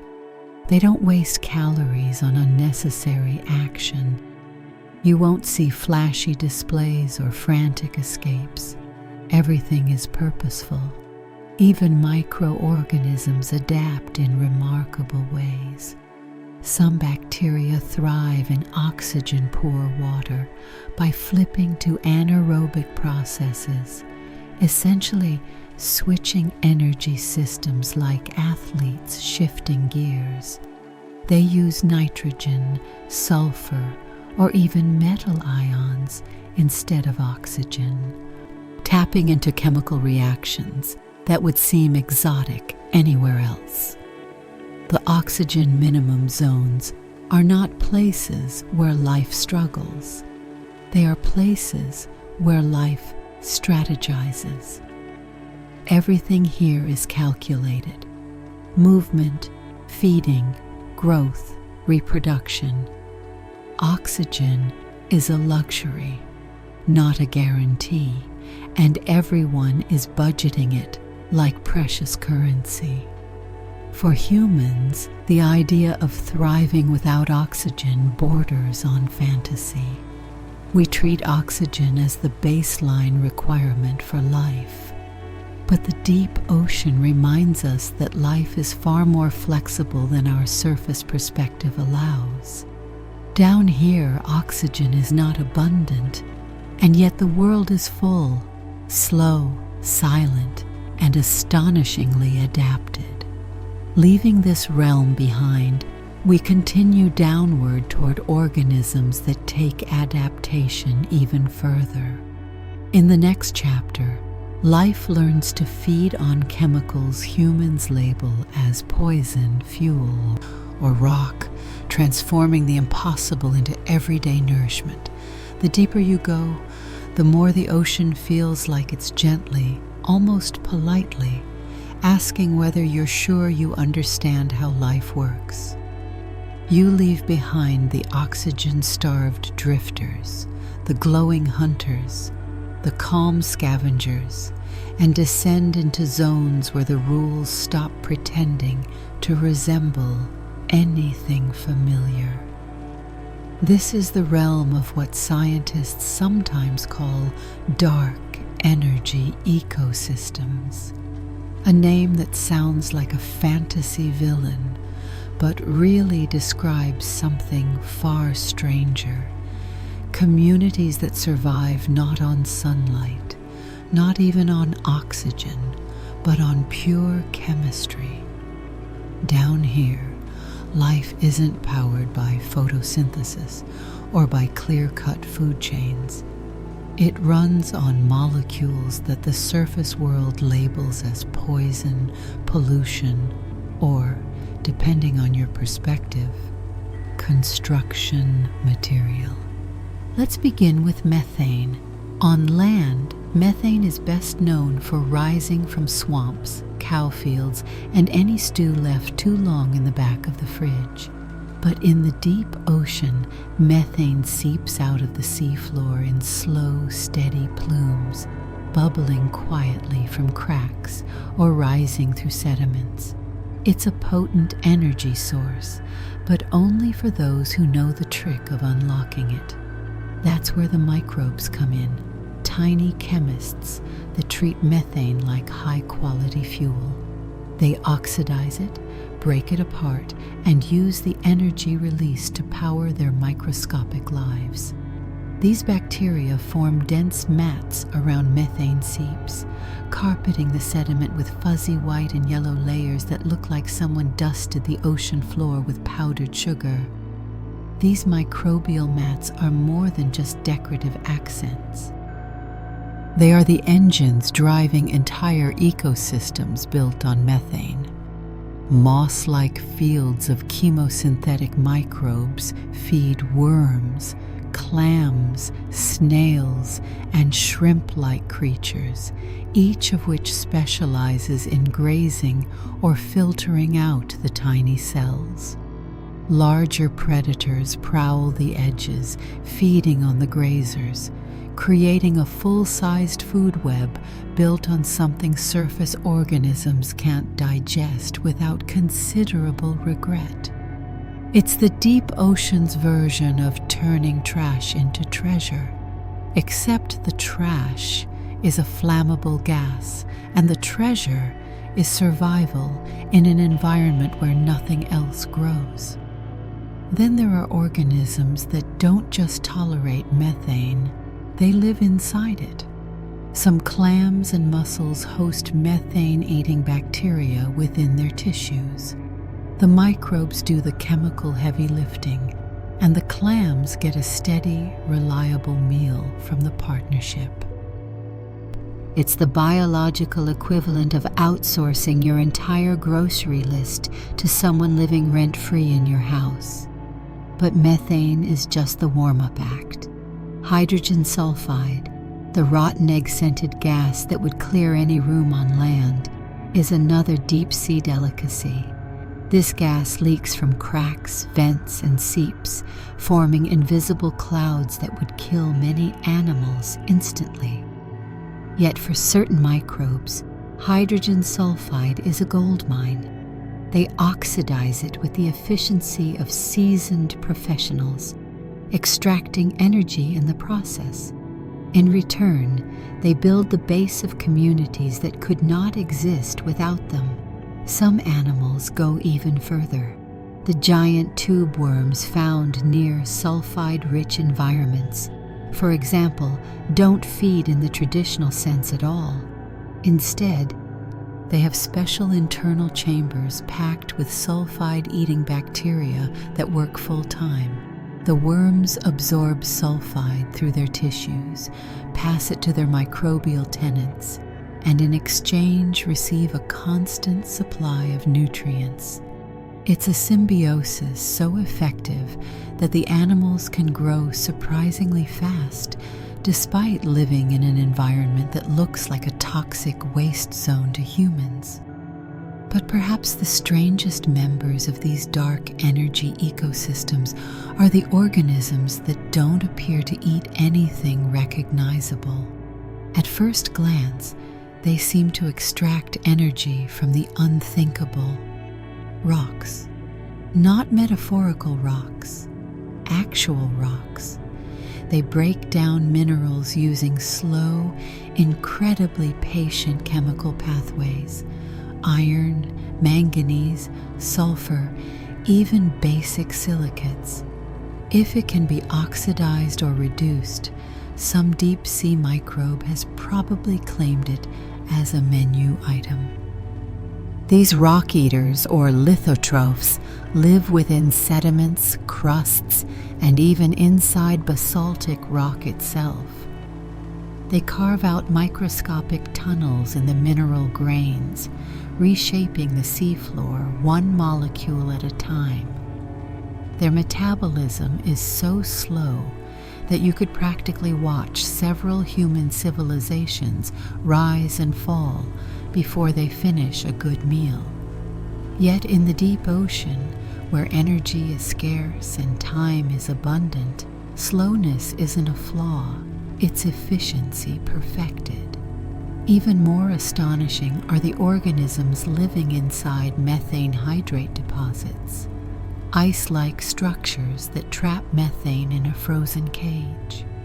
These hydrates look like chunks of cloudy ice, but touch them and they fizz like carbonated drinks.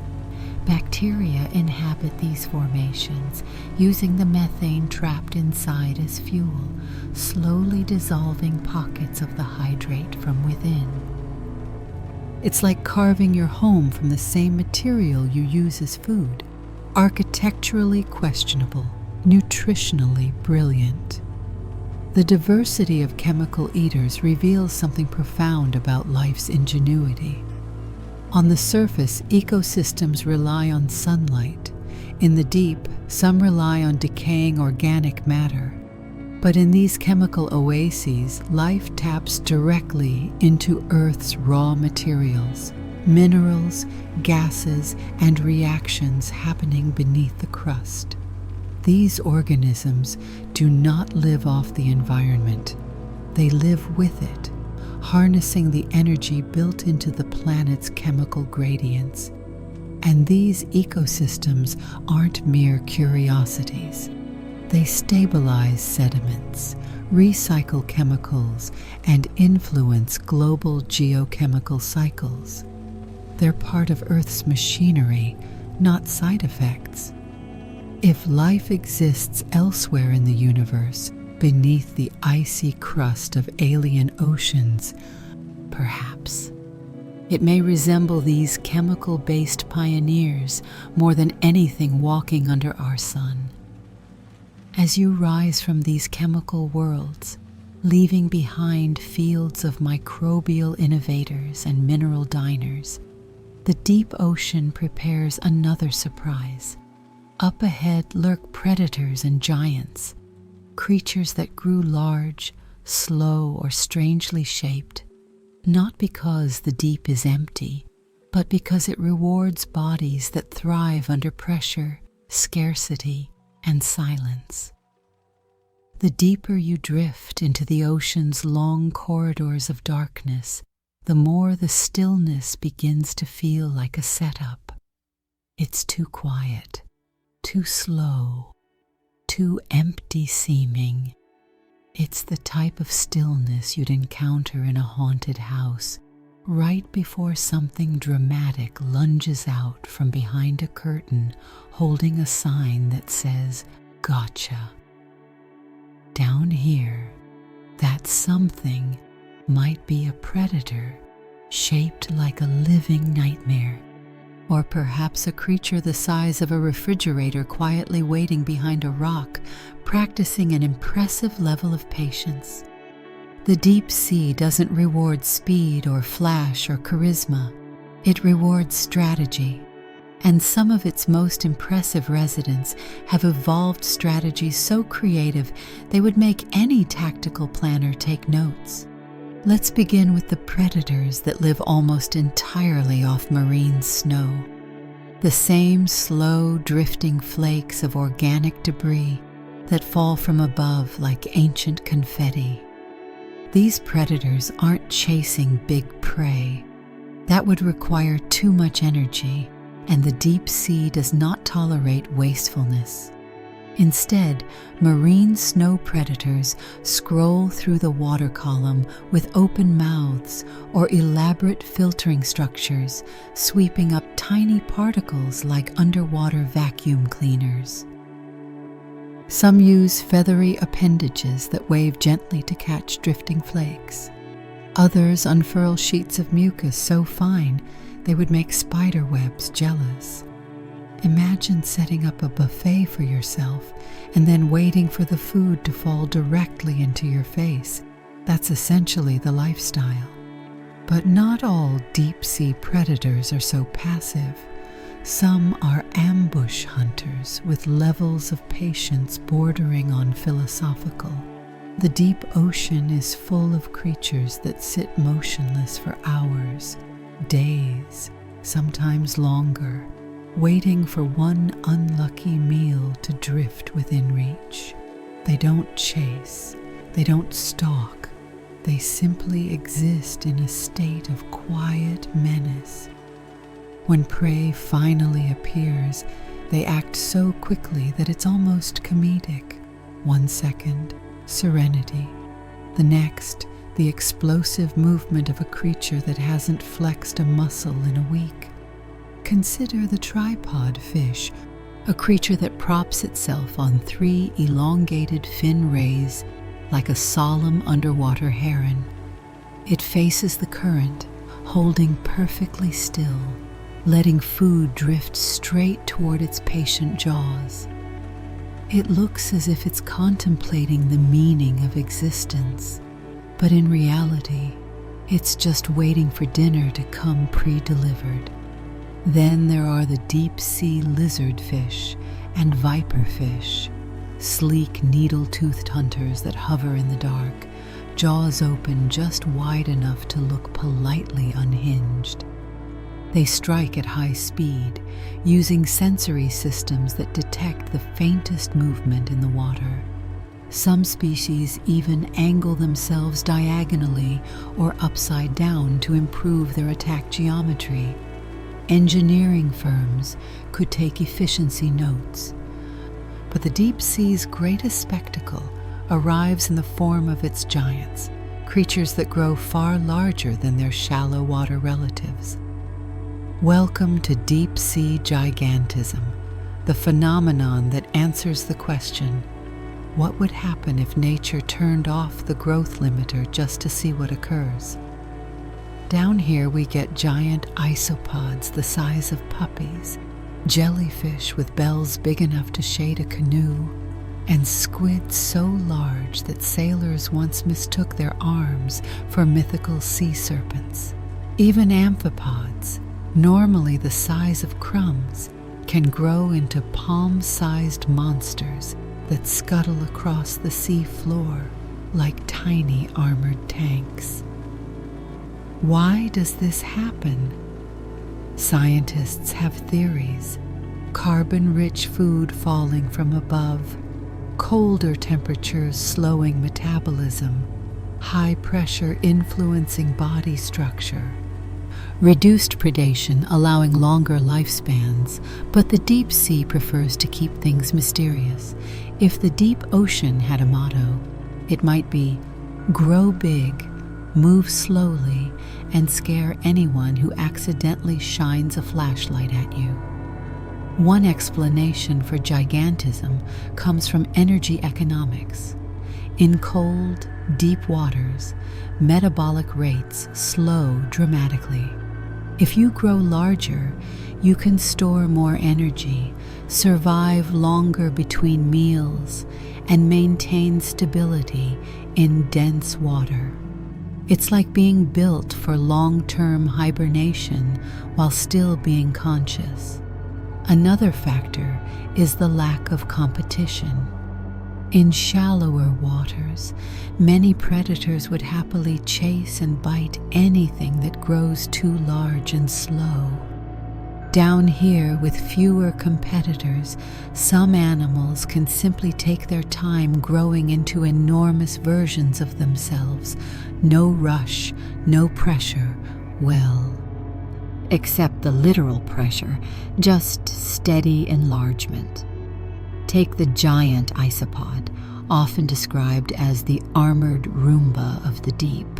It looks exactly like a pill bug that hit the evolutionary jackpot and decided to grow into a size that could politely intimidate household pets. These isopods feast on fallen carcasses, drifting debris, and anything that smells vaguely edible. They can go months without eating, then gorge themselves on a large meal until they resemble a creature that swallowed a balloon. For them, gigantism is survival strategy layered with a flair for dramatic body inflation. Then there's the colossal squid, the deep sea's unchallenged titan of tentacles. Unlike its better-known giant squid cousins, the colossal squid is bulkier, stronger, and equipped with rotating hooks that suggest evolution went through a rebellious phase. They roam frigid Antarctic depths, growing to sizes that challenge credibility. Encounters with them are rare, but when scientists retrieve them from fishing nets, the creatures look like mythologies folded into flesh, massive, silent, awe-inspiring. Even gentle giants roam this world. Consider the giant siphonophores, massive colonial organisms that stretch longer than blue whales. Their bodies are so delicate and ghostly that they move like whispers through the water, each segment of the colony performing a specialized role. They are the ocean's version of a floating apartment complex, except the tenants work together flawlessly. The humorous twist, of course, is that despite their size, many deep-sea giants behave with surprising timidity. They aren't aggressive monsters. They float, sift, graze, and drift like oversized decorations in the world's darkest aquarium. Imagine trying to be intimidating while simultaneously being translucent, slow, and shaped like a stretched jelly noodle.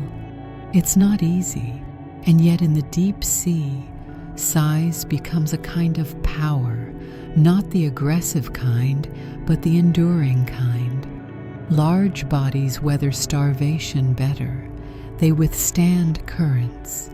They house slow metabolisms that operate like old clocks, steady, determined, never rushed. Gigantism isn't for showing off. It's for making life last.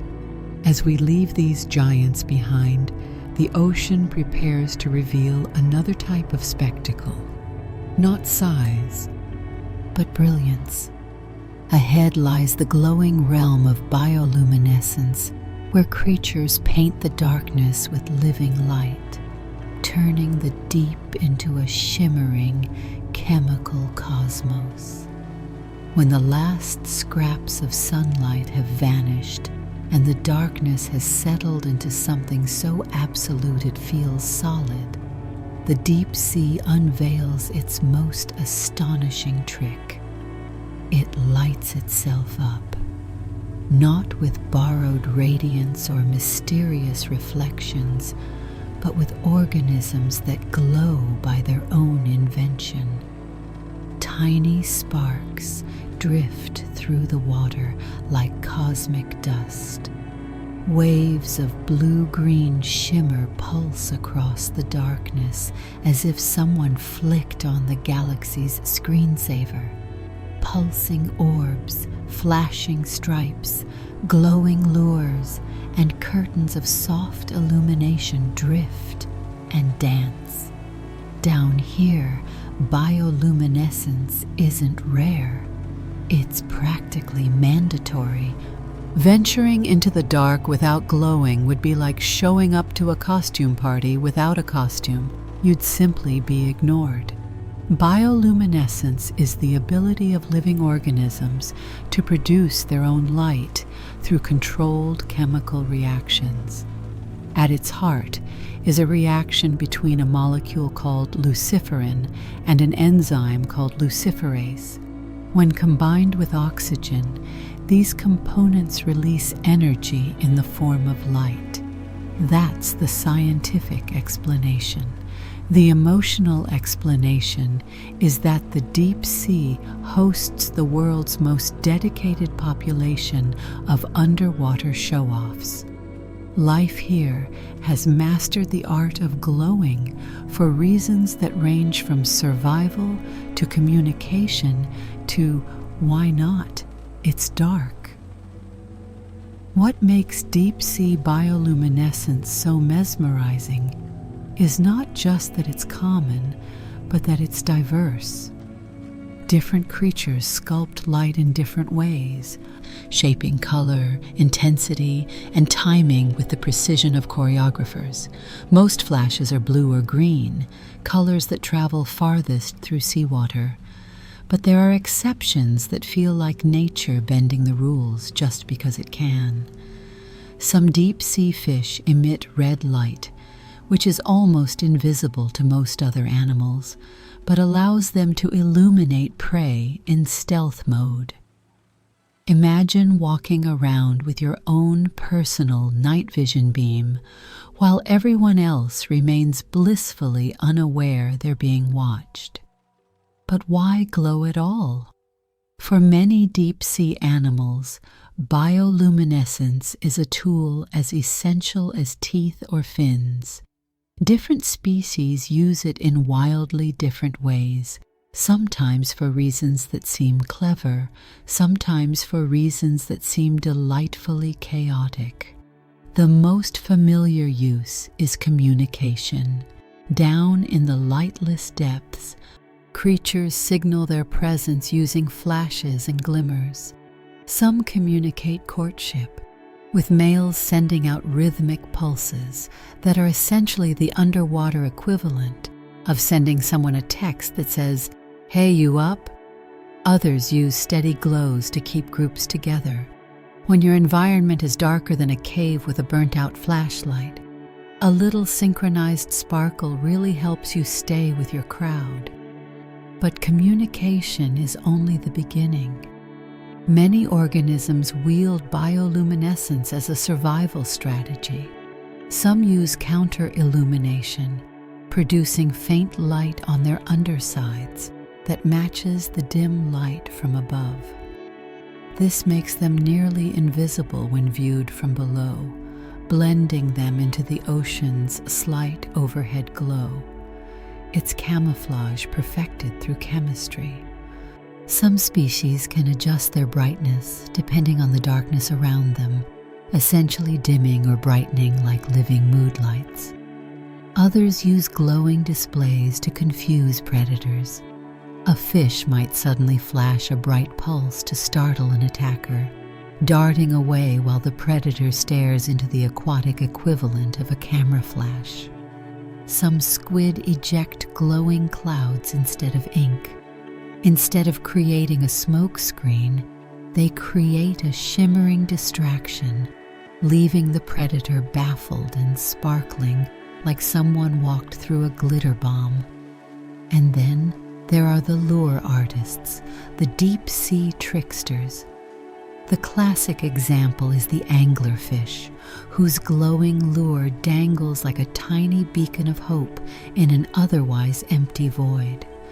Curious prey are irresistibly drawn to it, only to discover that the beacon is attached to a mouth with teeth arranged like a set of pointy, uncompromising gates. Some anglerfish species even possess lures inhabited by symbiotic, bioluminescent bacteria, outsourcing their glow production to freelancing microbes living rent-free. Not all lures are so obvious. Some fish flash gentle pulses to mimic drifting food, enticing smaller creatures closer. Others wave glowing filaments like underwater sparklers. A few create elaborate light shows involving patterns of dots or stripes moving along their bodies, confusing prey long enough to get close. Imagine a predator whose hunting strategy is essentially distract them with a laser pointer. Surprisingly effective. Bioluminescence also assists in finding food. Some animals illuminate their surroundings just enough to catch glimpses of prey without revealing their own secrets. Others use red light, which most species cannot detect, turning the hunter's searchlight invisible. It's a private spotlight in a public theater. Then there are creatures that glow involuntarily.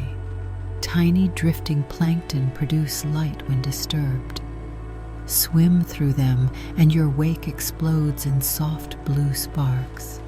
For them, glowing when touched is a defense mechanism, a way of calling out predators like a burglar alarm that tattles on whoever bumped them. Hey, something touched me. Everyone aim here. It's petty, but effective. The sheer scale of bioluminescence is what truly transforms the deep ocean into something dreamlike. When researchers lower cameras and lights into the depths, the darkness often erupts in waves of shimmering life. Entire clouds of organisms light up in reaction to the disturbance. It's not unlike turning the pages of a book and discovering the margins have been scribbled on by 1,000 glowing pens. Even static animals, like some anemones and worms, join the light parade. They glow softly when touched, creating halos of color that ripple across their bodies. It feels as if the seafloor itself is breathing light. What's astonishing is that all of this glowing activity is controlled, regulated, and purposeful. There is no wasted sparkle. Even the prettiest displays serve a biological function.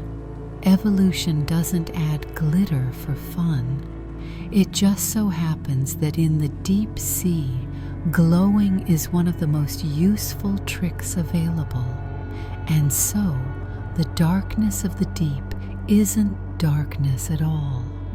It's a shifting, sparkling realm filled with chemical artistry. Half the deep sea glows not because it wants to be beautiful, but because, in the absence of sunlight, light becomes currency, language, weapon, lure, shield, and signal all at once. As you drift away from these glowing wonders, another mystery waits ahead. Not in how creatures shine, but in how they create the next generation. In the deep ocean, reproduction follows rules that surface life would never dare attempt. Deep in the ocean, far beneath the last molecules of sunlight, beyond the reach of drifting snow, glowing hunters, and swirling chemical communities, life faces a challenge so fundamental that every species must solve it: reproduction. But the deep sea is enormous. It is dark. It is sparse. It is hostile. And the simple act of finding another member of your species is roughly equivalent to standing in a pitch-black stadium the size of a continent, wearing noise-canceling headphones, and hoping someone else wandered in wearing the same shirt. Under such conditions, mating becomes less a romantic endeavor and more an extreme sport. So deep-sea creatures have evolved strategies so strange, so clever, and so biologically bold that they feel like the ocean's most committed experiments. Let's begin with the deep-sea anglerfish, an animal whose mating strategy could make anyone rethink the phrase clingy relationship. Males are tiny, sometimes barely the size of a gummy candy, while females are large, luminous, and terrifying in the most charismatic way. When a male anglerfish is born, he has one mission: find a female. That is it. He does not eat. He does not grow. He does not explore. He wanders through darkness like a nervous bachelor holding a bouquet of biochemical instincts. When he finally bumps into a female, he does not introduce himself politely. He bites her. Not aggressively, more like a permanent handshake. But here's the twist. Once attached, he fuses with her, literally fuses.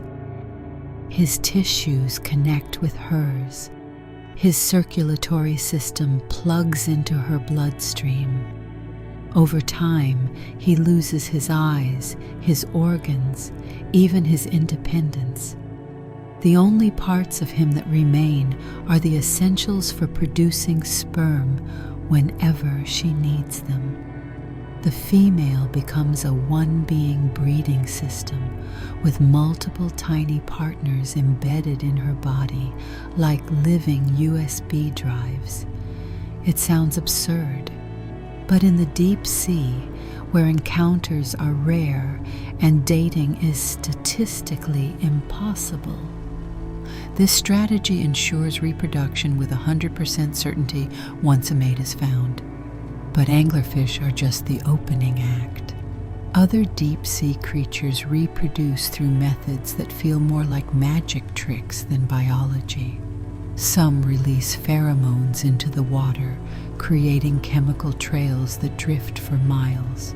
These scents are faint, but in the deep, even the smallest molecular whisper can become a beacon. It's like broadcasting a message through the largest, darkest chat room imaginable. If you smell this, congratulations, you're my species. Then there are creatures whose reproductive cycles rely on synchronized spawning. Entire populations of drifting invertebrates release eggs and sperm at the same time, turning patches of the deep ocean into brief chemical storms of genetic possibility. The timing is precise, triggered by cues humans barely detect: pressure shifts, food availability, or subtle chemical changes. It is reproduction by statistical fire hose. Send millions of eggs into the darkness and trust that at least some will meet the right partners. It's chaotic, but effective. Still, the most astonishing reproductive surprises come from deep-sea larvae. If adults in the deep sea look alien, the larvae look like aliens wearing disguises.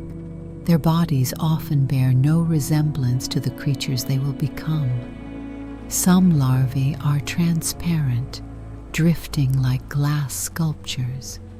Others look like floating geometric shapes, triangles, ovals, crosses, designed by a minimalist artist who wanted to confuse predators. Some have long, thread-like appendages that trail behind them like unraveling ribbons. It's hard to believe they belong to the same species as the squat, armored adults they eventually grow into. These larvae don't rush their development. Many spend months or even years drifting near the upper layers before sinking back down to mature. This extended youth gives them access to richer food sources and better dispersal opportunities. In a world where adults live in sparse, quiet isolation, the larvae take advantage of relatively abundant currents, distributing themselves across vast distances. It's nature's way of scattering seeds across an enormous midnight field. Some larvae use bioluminescence in their reproductive cycle, glowing faintly to either attract mates or avoid predators. Others rely on chemical detection, navigating through the water with sensory systems tuned to minute differences in their surroundings. A few species appear to undergo developmental detours, growing extra appendages or temporary structures that disappear as they mature. These oddities aren't mistakes. They're evolutionary perks designed to maximize survival before adulthood. You might start life looking like a drifting crystal chandelier, but if it helps you reach maturity, evolution gives it a thumbs up. Certain deep-sea species skip the larval free-for-all entirely. Brooding is common among creatures that prefer to keep their offspring close, in a world where losing them means losing the next generation. Some fish guard eggs inside their mouths. Others carry them in pouches or attach them to their bodies. A few mysterious species glue egg clusters to the seafloor, then vanish, trusting the darkness to provide security that surface environments can't offer. And then we reach the pinnacle of reproductive extremes, species that simply divide themselves. Some deep-sea worms reproduce by splitting off sections of their bodies that transform into free-swimming reproductive forms. These detachable offspring look like tiny glowing rockets, complete with swimming segments and reproductive organs, darting away to release gametes before dying shortly afterward. Imagine ejecting a detachable, temporary version of yourself solely for the purpose of reproduction, then carrying on with your day as if nothing unusual happened. In the deep, that's just another Tuesday. What makes these strategies remarkable is not their strangeness, but their necessity. The deep sea is too vast, too dark, and too sparsely populated for conventional reproductive methods to work reliably. So evolution has rewritten the script. It has shaped bodies that fuse, larvae that transform beyond recognition, and instincts capable of sensing mates across miles of black water. What life sacrifices in convenience, it gains in creativity. And as we ascend from these shadowy nurseries, another question emerges. How do humans even begin to explore these depths without being flattened, lost, or swallowed by the dark? The next chapter leads us into humanity's ambitious and perilous attempts to explore this forbidden world, machines, risks, and the thin line between curiosity and catastrophe. For most creatures on Earth, the deep sea is a polite no thank you. It's dark, cold, enormous, unpredictable, and actively hostile to bodies made of anything sturdier than gelatin. And yet, humans stare at this cosmic pit in the planet and say, "Let's go inside." We've been doing it for centuries, long before we had machines capable of withstanding deep pressure. We were lowering ropes with weights, dragging nets across underwater ravines, and guessing wildly about what lived below. Curiosity has always been our greatest superpower and our biggest liability. When the deep ocean stares back at us with unblinking indifference, we return the gaze with stubborn fascination. Exploring the deep sea requires one thing above all: technology built with the paranoid enthusiasm of engineers who know water pressure is waiting eagerly to crush anything with a misplaced bolt. Early deep-sea exploration involved bathyspheres, steel balls lowered by cables with windows the size of teacup saucers. These primitive submersibles looked less like vehicles and more like props from an early science fiction film. The explorers who climbed inside them voluntarily were pioneers, yes, but also undeniably brave, in the same way people who sit in experimental roller coasters during testing are brave.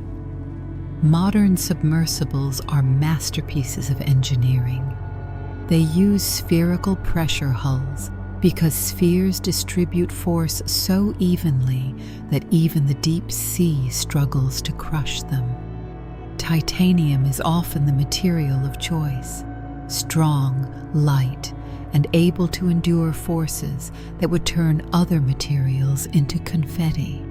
Many submersibles are barely large enough for 2 or 3 people, forcing explorers to sit for hours in cramped quarters, while surrounded by the knowledge that the only thing separating them from a crushing death is a metal shell and the collective optimism of their engineering team. The pressure at depth is relentless. Every component, every weld, bolt, seal, cable, battery, and viewport must be perfect. Not pretty good, perfect. The deep sea doesn't offer second chances. If a single seal fails, the ocean does not seep in. It arrives all at once.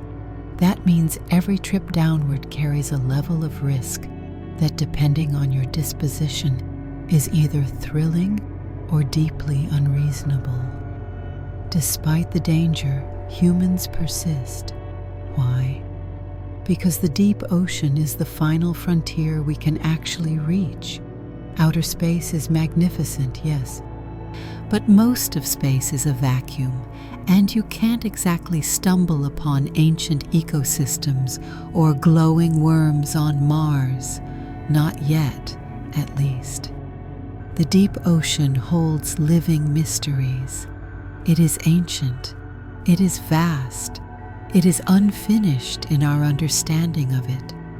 For scientists, the pull is irresistible. Discovering new species, mapping unknown geological formations, sampling chemical environments that change our understanding of life. Every dive is a chance to witness something no human has ever seen. A privilege powerful enough to outweigh the risk of getting temporarily or permanently squished. And then there's the technology itself. Submersibles are equipped with robotic arms that can pick up delicate organisms without turning them into accidental mush.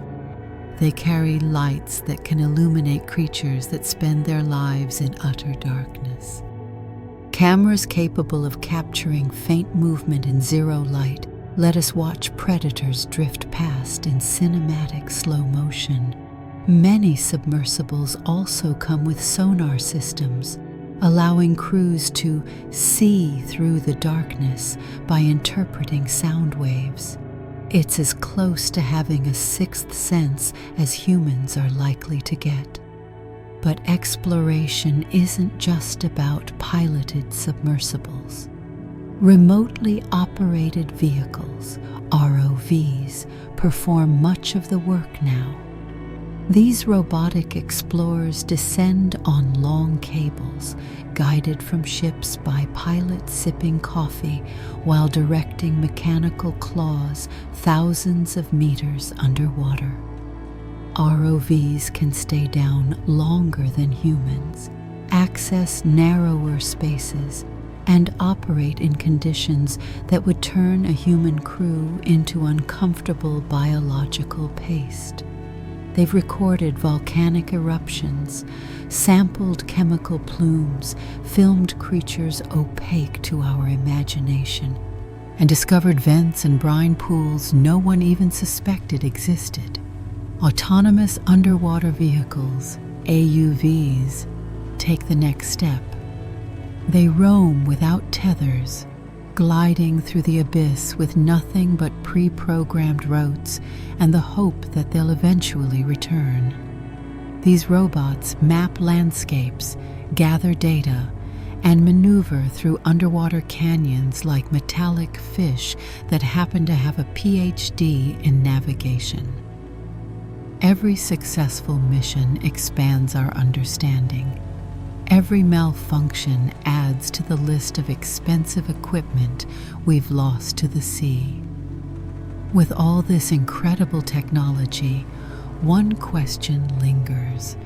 Are humans pushing too far into a world that wasn't built for us? The deep sea has a long list of ways to remind us we are visitors.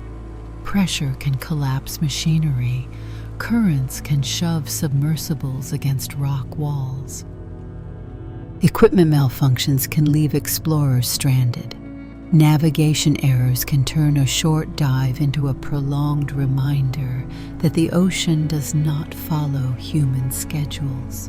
Yet even with these dangers, exploration continues because the rewards are enormous. Each dive expands our sense of what life is capable of. Entire ecosystems powered by chemistry, organisms glowing like lanterns, animals thriving without sunlight, bizarre reproductive strategies, gigantic body forms, all discovered because humans insisted on going where they weren't invited. The deep sea rewrites our assumptions about biology, geology, and the limits of life itself. It also hints at answers to questions far beyond Earth: how life might begin, how it might endure, and what forms it could take in alien oceans elsewhere in the cosmos.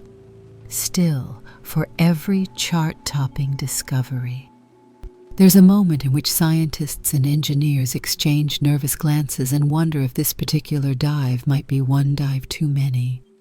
The line between genius and please get back in the ship right now is incredibly thin in the deep ocean. But that line is also where breakthroughs happen, the fragile edge where danger and knowledge shake hands. As we climb back toward the surface, away from the immense pressure and the glowing depths, we reach the final question. What does this forbidden world teach us, not just about life in the ocean, but about ourselves? With the next chapter approaches, where the ocean's darkest layers become a mirror for humanity's curiosity, humility, and appetite for the unknown. In the end, after sinking through miles of darkness, drifting past glowing creatures, chemical kingdoms, and impossible landscapes, you rise slowly back toward the world that made you. The pressure eases, the weight lifts, the light begins to return in faint, widening bands, and as the deep sea recedes behind you, mysterious, ancient, indifferent, you realize something unexpected. This forbidden world you've just explored isn't separate from the story of life on Earth. It is the story. It's the foundation upon which every coastline, every coral reef, every tide pool, every human civilization quietly stands.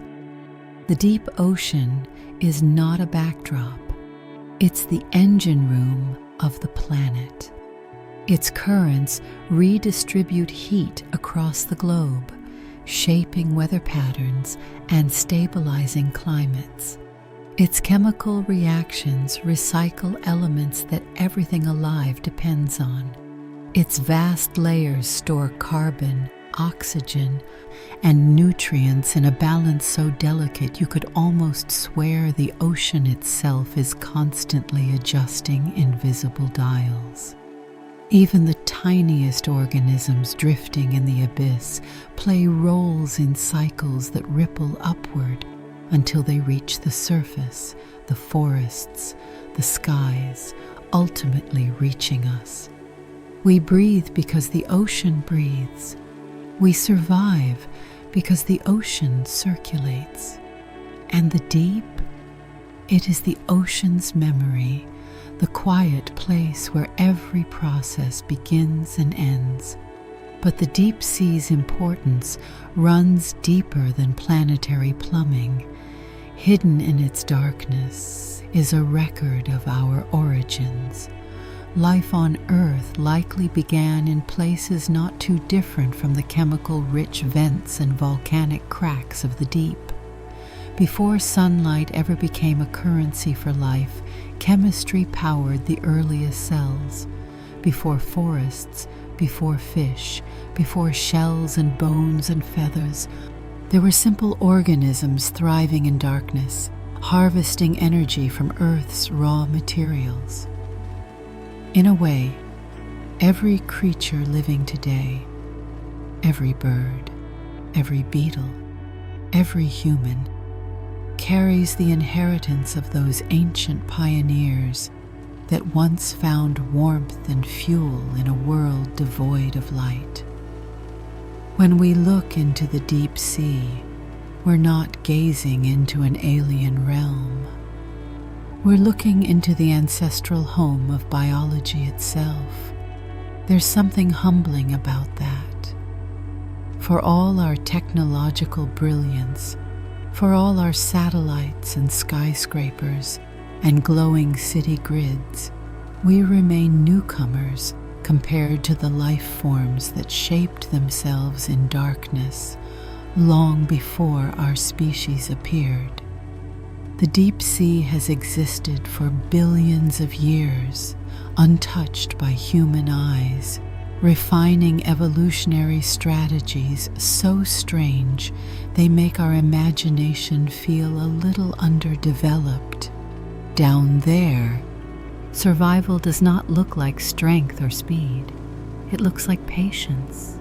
It looks like adaptability.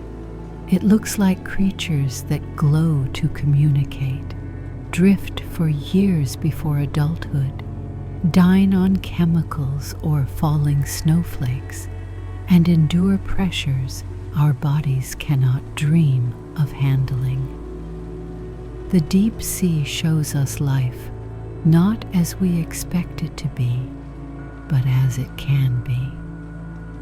And it also shows us the limits of our curiosity, or rather, the boundaries we haven't stopped trying to cross. Humans were not built to enter this world. Our lungs collapse, our bones shudder, our instincts fall apart. Yet we insist on going anyway. Not because we expect a reward waiting for us in the darkness, not because we hope to claim territory or resources, but because we cannot resist the pull of the unknown. It is one of the few universal truths about our species. We want to understand what lies beyond the next horizon, even when that horizon is at the bottom of the planet and surrounded by crushing forces and creatures that glow like they've mistaken life for a Halloween party. The deep ocean tests us. It reminds us that nature is under no obligation to be understandable or welcoming. It operates on scales so vast, in darkness so complete, under pressures so intense, that our tools must be perfect and our minds must be humble. Every expedition is a negotiation with forces older than continents. Every discovery is a reminder that Earth still holds secrets, massive ones, glowing ones, ancient ones, that do not care whether humanity is ready to witness them, and that may be the greatest value of all. In an age where we often believe we've seen everything, mapped everything, photographed everything from orbit, the deep sea stands as proof that mystery is not gone, that wonder is not extinct, that curiosity still has room to stretch.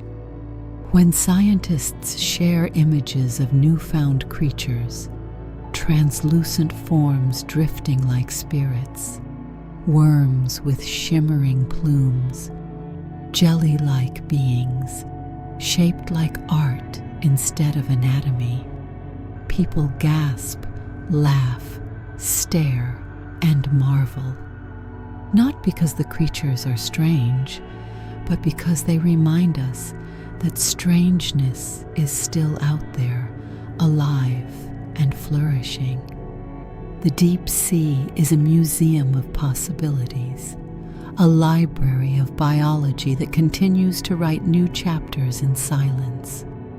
As you break back into the upper ocean, the light intensifies and the shadows slip away beneath you. The surface approaches, bright and familiar. Boats, birds, air, everything you know returns. But the deep sea stays with you. It alters something quietly, like a whisper you're not sure you heard correctly. It leaves you with a sense that the world is bigger, older, and more creative than you imagined. And maybe that's the final lesson. The deep sea matters because it keeps us curious. It reminds us that our planet is not fully known, that life is not fully catalogued, and that understanding is never finished. In a world that often feels mapped and tamed, the deep remains untamed, vast, silent, and filled with its own luminous heartbeat. We surface knowing more about our world and about ourselves. We climb out of the dark with a renewed sense of awe, carrying the realization that even the most forbidding places on Earth can be breathtaking, and that our curiosity, however fragile, still has depths left to explore.